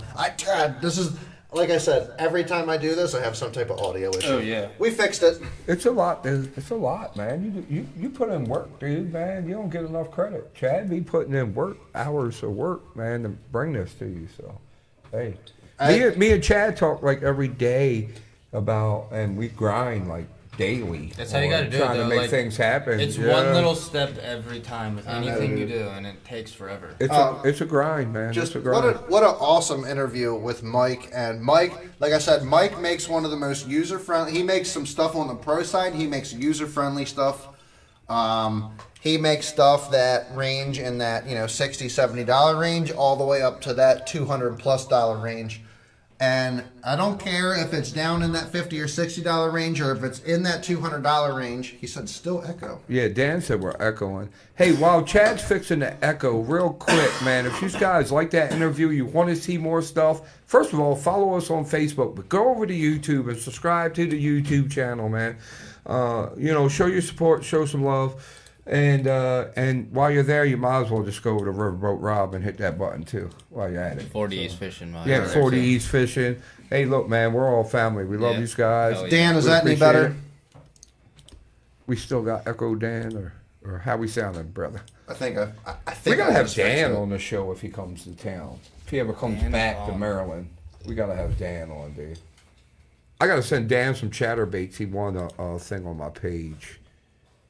So I owe him some JDM chatterbaits for replying to a video that I posted. So Dan wasn't the only winner. I still gotta select another winner when I get to 600 subscribers. But Dan's definitely won one. So On YouTube, yeah, on YouTube. I'll subscribe. Yeah. I'm just starting to get into that stuff too. Are you on? Did you subscribe to mine? I'm just like getting. I've Oh. got like 3 videos posted. Yeah. Look, you can't win the chatterbait if you don't subscribe, dude. That's all I'm saying. The JD. Thanks for the follow, chatterbait. Martin. I'm not telling nobody what it is until Martin look, Payne. man. When I hit the mark, I'm gonna do a whole video on it. and Somebody fart. The dog. Oh man. Is that what that is? Because I was like, is there a There's a dog. cigarette burning in my pocket or something? Like, what the fuck is that? Oh, I cursed. Oh, crap. I got to put money in the swear jar. So I gotta Oh, say, damn it. since we're on the topic of Mike Bucca, we're not gonna stray off. We're staying on the topic. The bull shad 4x4, and just the regular bull shad in like a 5-inch and that 6-inch platform, I think are some great starting point baits. And then also you want to get into What are some of his glides that he has? The trick shad is more expensive, but he has a don't couple. ask me. You mentioned the mini He's bull got shad. a couple glides that are a single joint glide I don't instead know. of a multi-joint bait. That would be a question I would ask you. Yeah. That's a I'm chat just question. not. He used to have different bull shad gills and. Can you go on the website on this one? Yeah, let's go on this website, Yeah, man. we can check out the website. Let's check out this website. Let's check out the I was website. glancing at it. I can't remember. I can never remember names of everything. I'm a new swim bait guy, so I'm a flipper. I flip a jig all day, so swim baits is a new realm for me. Okay, so are we allowed to say like the pond? Y'all know what the pond is. forbidden zone. That's The the forbidden forbidden zone, we forbidden call it. zone. Okay. There's a 8-inch bull shed in the woods, like all the way in the back. somewhere. It belongs That was to you. mine. Yes. I'll that go was probably find about it, 3 dude. years ago. One of So- them right there. I want to go over it right now. You got your bull shad slow, See, look, bull 50 gill bucks. slow, bull shad knocker, your bull herring. That's your a good 50 and your price. $60 baits. They're great baits. They're the 6-inch profile. You have your 5, your 6, and your 9. So these are all the multi joints. What's the glides? These are all the multi joints. Oh, does he have any freaking bull rats on here right now? The HDs. The new Look, ones. Chad's. We're supposed to be showing y'all stuff. Chad's Hold up, get ready. dude. Hold up. Chad's No, get dude, ready he to buy straight up stuff. did a bull rat drop tonight. Chad's getting ready to Burrito order. bait. Here it is, right here. Oh, that's the new one. Here's the new HD bull rat. Oh, that does look good. That's a Yeah, pretty that's- nice looking that's lure. pretty dope. It's kind of similar first to the color. riverboat Rob He's got the bullfrog. mousetrap. I like Yeah. that. Hell yeah. That's funny. Kind of what I'm thinking on the riverboat Rob. Like 140 is a decent bullfrog. price. And honestly, before the grass comes in, like you could use that anywhere. Dude, so But I even was then, gonna- like you could do the $55 bull rat right here. I don't know what the difference is. I have not thrown either one of them honestly, but they're fantastic baits. Mike I like Mike those. sells I've nothing. Seen, I've yeah, seen those in person. Yeah. Eddie's caught a few on them. Mike sells nothing that's of bad quality. I'm a nerd out for a second, but do you know that frog fishing? It started with a rat. It wasn't a frog. Right. On Gunnersville. Who? Dude, I'm gonna do a whole video on it. Who's the? I just saw a video about the people that made the frog. And They it was a rat that they made first. It was like the grass was so thick they couldn't fish it, and then they made it what we call a frog now, but it looked like a mouse. You know what I mean? Yeah. And that's really how modern day frog fishing started. I'm gonna do a whole video on it. So I got a video coming out on the sumo frog too, probably this weekend. So I know I'm nerding out. So we talking about we talked about some of Mike's soft plastics at the end, and man, I So wish the I would have my burrito- overlay in here right now. So Chad, the burrito, and it looks like what the nacho. They're all soft plastic swim baits, right? Mm-hmm. I like the names, dude. Mike must really like dude, the Mexico, 4x4s. dude. I'm a car person. Yeah, so yeah, he's got the 4x4 Yeah, that's for the- sick. yeah, that's and it all- just rolls over anything. The It's all-terrain, Genius. all-terrain 4x4. Genius name. The 4.5, the 5.2s, the 6-inch, and the 8-inch. They're all great, phenomenal baits. Like he said earlier, he's working on releasing a weedless version of the bait, and I'll Yeah, sell I'd like some of the to see- clamshells for him. The bullfrog. Like here's your 8-inch, his 8-inch version of the 6-inch burrito. Oh, there is no description on this. I was wondering how heavy it was. I thought he had glides too, just like a single joint. Probably down in. I swear, just looked at. Well, yeah. okay, yeah. so Chad, let Trick me ask shad. you Okay, a that's question. the trick shad. Let me ask you a question real quick, Chad.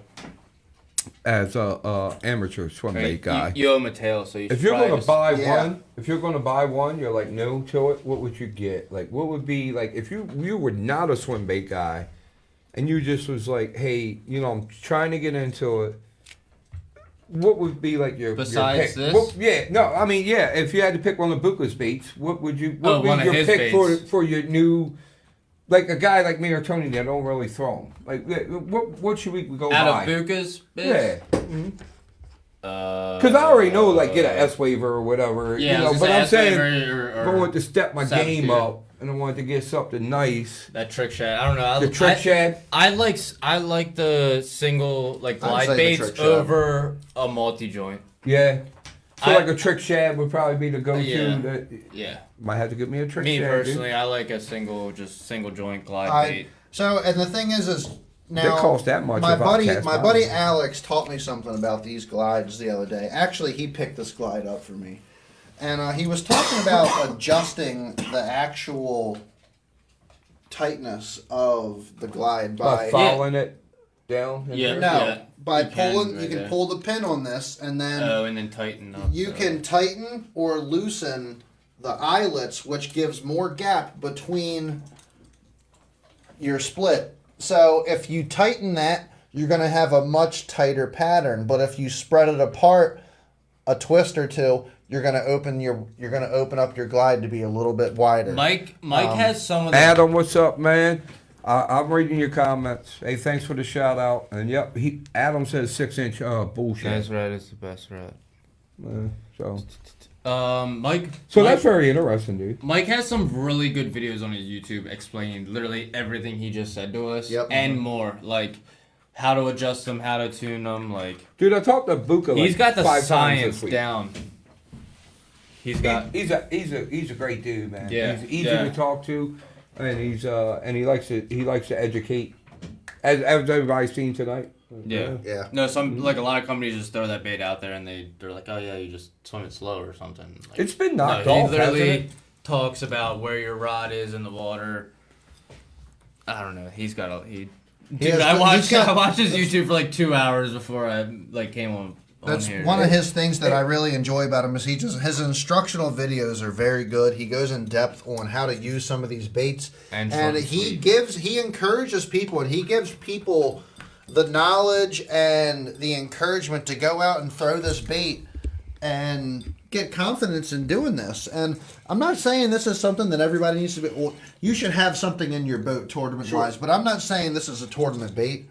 I'm saying this is a tool that can be utilized, and I think every angler should learn how to utilize this bait. Honestly, and There he is right there. There's Alex. Thanks for joining, Alex. Alex is another What's up, swim Alex? bait guru who Alex picked up this shad for me Oh, there you go. All right, cool. and taught me how to tune this bait a little bit, and just so many things. But he's got great instructionals. He's a good dude. He was more than willing. We could have had Mike Bucca on a Alex- live stream 3 times before Friday. Yeah, Alex nailed it. Alex is like nicest dude in the business. He is. He's a real good dude. You know, Matt Herron, our buddy Matt Herron too, man. Let's wish him luck on the Elite Series. He's about to get a top 50, hopefully. Our other buddy Logan Parks. Have you guys seen this? I think he's in like 14th. Yeah, Logan's killing it. Friends of the show, man. So we wish them both luck. Both really good guys. We like to get. We'll probably have both of them back on the show at some point. I would imagine that I would love to have Logan, and I definitely know that Matt will probably come back. I on the show. wish Matt a lot of luck because he had a lot of, his truck broke down and his sponsors had to loan him their truck. Like he's been going through a lot on this tournament, but he's about the top 50. He should be fishing day 3, hopefully. And one of the best dudes, Mike Bucca, definitely one of the nicest dudes. Nicest. Matt Herron, that's our buddy. So hey, let's wish him luck, man. Let's root for him.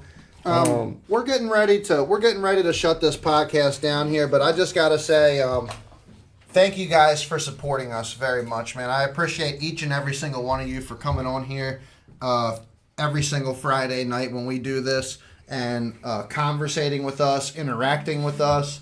Thank you for interacting on our page throughout the week on some of our posts. It just makes everything a lot more interesting and just gives us more to go off of, and we depend on you guys for growth, man. Your likes, your shares, it matters big time. And it's getting to the point now where dude, we've had Matt Herron, we've had David Fritz, Denny Brower, Mike Bucca. We've had some fire names on the show. We're starting to get noticed now, and that's because of you guys. How's it feel to be though? Hang Hold on, I gotta hang on, say this. hang Don't on. give it up All either, right, dude. go ahead. Hang on. I just want to thank you guys very much for supporting us and just keep interacting with us. And we're starting to get noticed now. We're starting to pick up some steam. We've had some hammers come on the show, and we plan on continuing to bring more hammers and more people to bring you guys some more information on the show. And we need you guys for that, and we just can't thank you enough for sticking beside us. What do you got to say, Rob? I forgot. No, how's it feel to be Andrew and Riverboat Rob when we got to share the spotlight with Mike Bucca? Yeah. I was like, this is not about me at all. I'm just gonna sit here in the corner and listen. Hey man, look, dude, look. Hey, you could be like, I know Mike Bucca. Like, I apologize. No, dude, no. Hey, look, when you get Originally Coolest tonight, before we experience. end, originally tonight, I had scheduled Andrew to come on the show, and we were just going to hang out with Andrew and talk about 40 East fishing and what he's got planned for 2024. And then Mike Bucca hit us back, and he's like, "Let's do it on this date." And I was like, "I'm not telling Mike Bucca no." I would Like, do, you know I what would I do mean? the Like, same thing. So we asked Andrew, and Andrew was like, "Hell yeah!"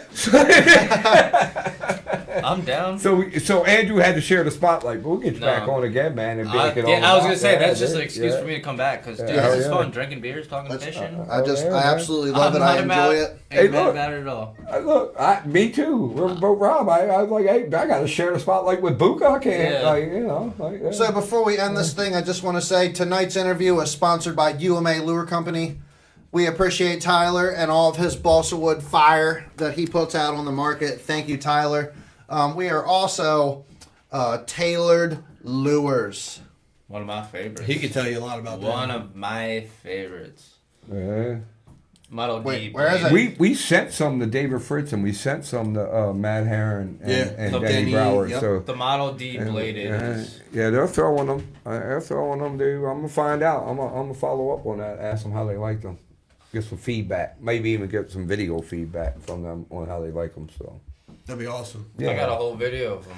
yeah, everybody's fishing. You know, tournament season started, so it's a little Right. tough right now. Yeah, No, Groman, dude, it'd be fun to have Groman on. Me and Groman. Me and Down with Grimester are talking about doing a riverboat walkthrough for the jet boat, Oh yeah. and then just We talking should- about some other stuff. wait a minute. He's Can got you the do guy this that's live, got like the. not in studio? Is he the What's guy that's that? got the jet should- ski boat?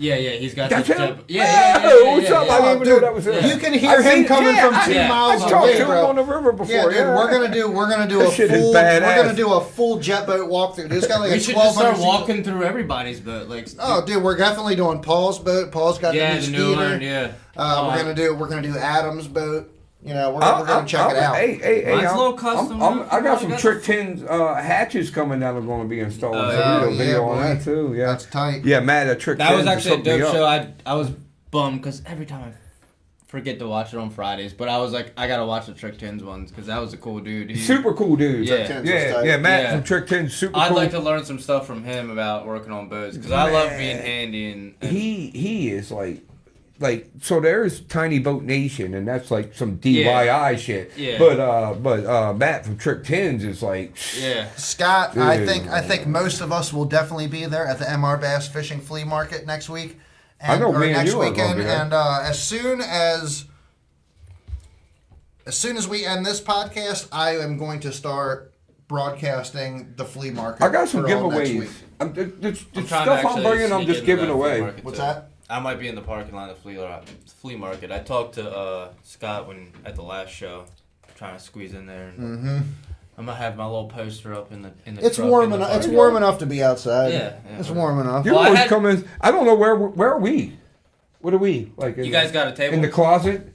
They put us in the closet. I'm in the class. We're in the corner. We're in the We're corner. in the corner. I got the stuff I'm bringing. I'm giving away. And before I forget, Let's go ask some I like want to trivia thank questions or I something. want to thank Bass Munitions Lures, Bass Munitions Soft Plastics. Mr. Larry Payne has been supporting us for a long time now, sending us some stuff. He's also worked with Tony on developing some new stuff. I want a tournament. Can't wait. I'm Dude, telling the you. old, can we say what it is? We can say what it is. We got the old goat pecker coming. So we got the goat goat pecker. pecker. We got the goat pecker Uh-oh. and the Tennessee special that are coming out. This is Mr. Larry and I had a conversation about this last fall, and he kind of had something in mind already. So he put together a really awesome worm. I got about 5 packs of either one of them, and I'm really excited to try it. I got on a lot of good fish last year fishing slow. So I'm pretty pumped to incorporate these baits into the arsenal because they're awesome. And there's a few colors that only I have right now, and we're gonna see how long that lasts. But Is it the Tony Pecker?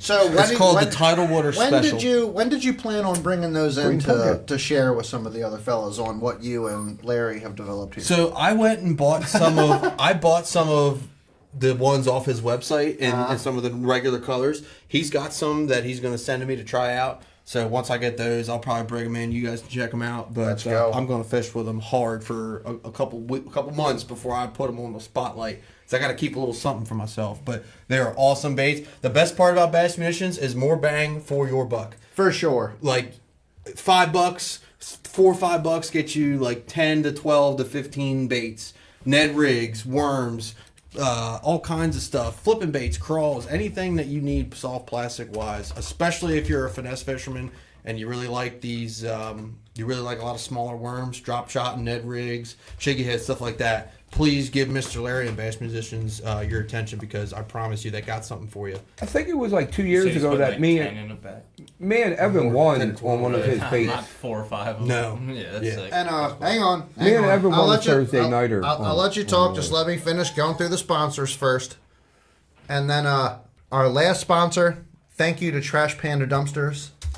We appreciate you guys. Trash Panda Dumpsters has been... oh, look, there's 2 of them up there. Trash Panda Dumpsters has been supporting us since last week. I ordered a dumpster through Trash Panda. He brought it here to my house, delivered it in a very timely manner, very professionally. They're good-looking dumpsters. They are Dude, pretty they're like awesome looking. really good-looking dumpsters. Like they are not eyesores in the neighborhood. He came and picked it up in a timely manner, and there is definitely a good chance that I will be using another one of his dumpsters here this spring. I emptied my entire basement into it. My whole basement is empty now. What'd I that gutted cost you? it. So for the 15-yard can, I think it is $400 for a week. I just got my roof done, and I think they had a dumpster, and it was like 500 or something Yeah. like that. I was like, Yeah. holy crap. Definitely hit up Trash Panda Dumpsters. They're local to Harford County, serving Harford County and eastern Baltimore County. ripping. Thank you, Trash Panda Dumpsters. Dude, I was saying Bass Munitions, me and Evan won like 2 years ago on one of his soft plastics. We won a Thursday nighter on it. And then we got Martin Payne said he's going to be at the flea market. He's set up outside, and he's selling a bunch of Guggen baits, I think. I don't know. But Martin Payne's going to be there. And Mr. Scott also said he's looking forward to seeing everybody there. Hey, Scott, thanks for tuning in tonight, man. We're looking forward to being there, man. And thank you for all you do. And Dan wants everybody to check out Bait Cave Customs. Not sure what that is, but Dan's recommending that site. I'm not sure. Bait Cave Cave. Customs is another soft plastic. Is Cool. it? Okay, all right. Maker. So Dan says give them a look. And I can So- tell you on Bass Munitions, definitely won a Thursday nighter. I technically did not. Evan was drop shop. There's been a couple Thursday nighters, one on Bass Munitions. But I with can that, tell you one definitely was. So. Yeah. But with that, we're shutting this thing down. Thank you guys for joining. We will see you guys later on in the middle of the week for maybe another Lure Lounge section. Or We a doing Tackle one Talk. Wednesday? Oh, we're gonna do another I'm trying to do it Tuesday. We're gonna try to do another All right. Tackle Talk Tuesdays. We're trying All to right. bring it back. Tackle Talk Tuesdays with me and Rob. That's right. So, Talk and Tackle, I call it because there's already a show, Tackle Talk. So I call it Talk and Tackle. Yes, sir. All right, guys. Catch you next time. See ya. TNT.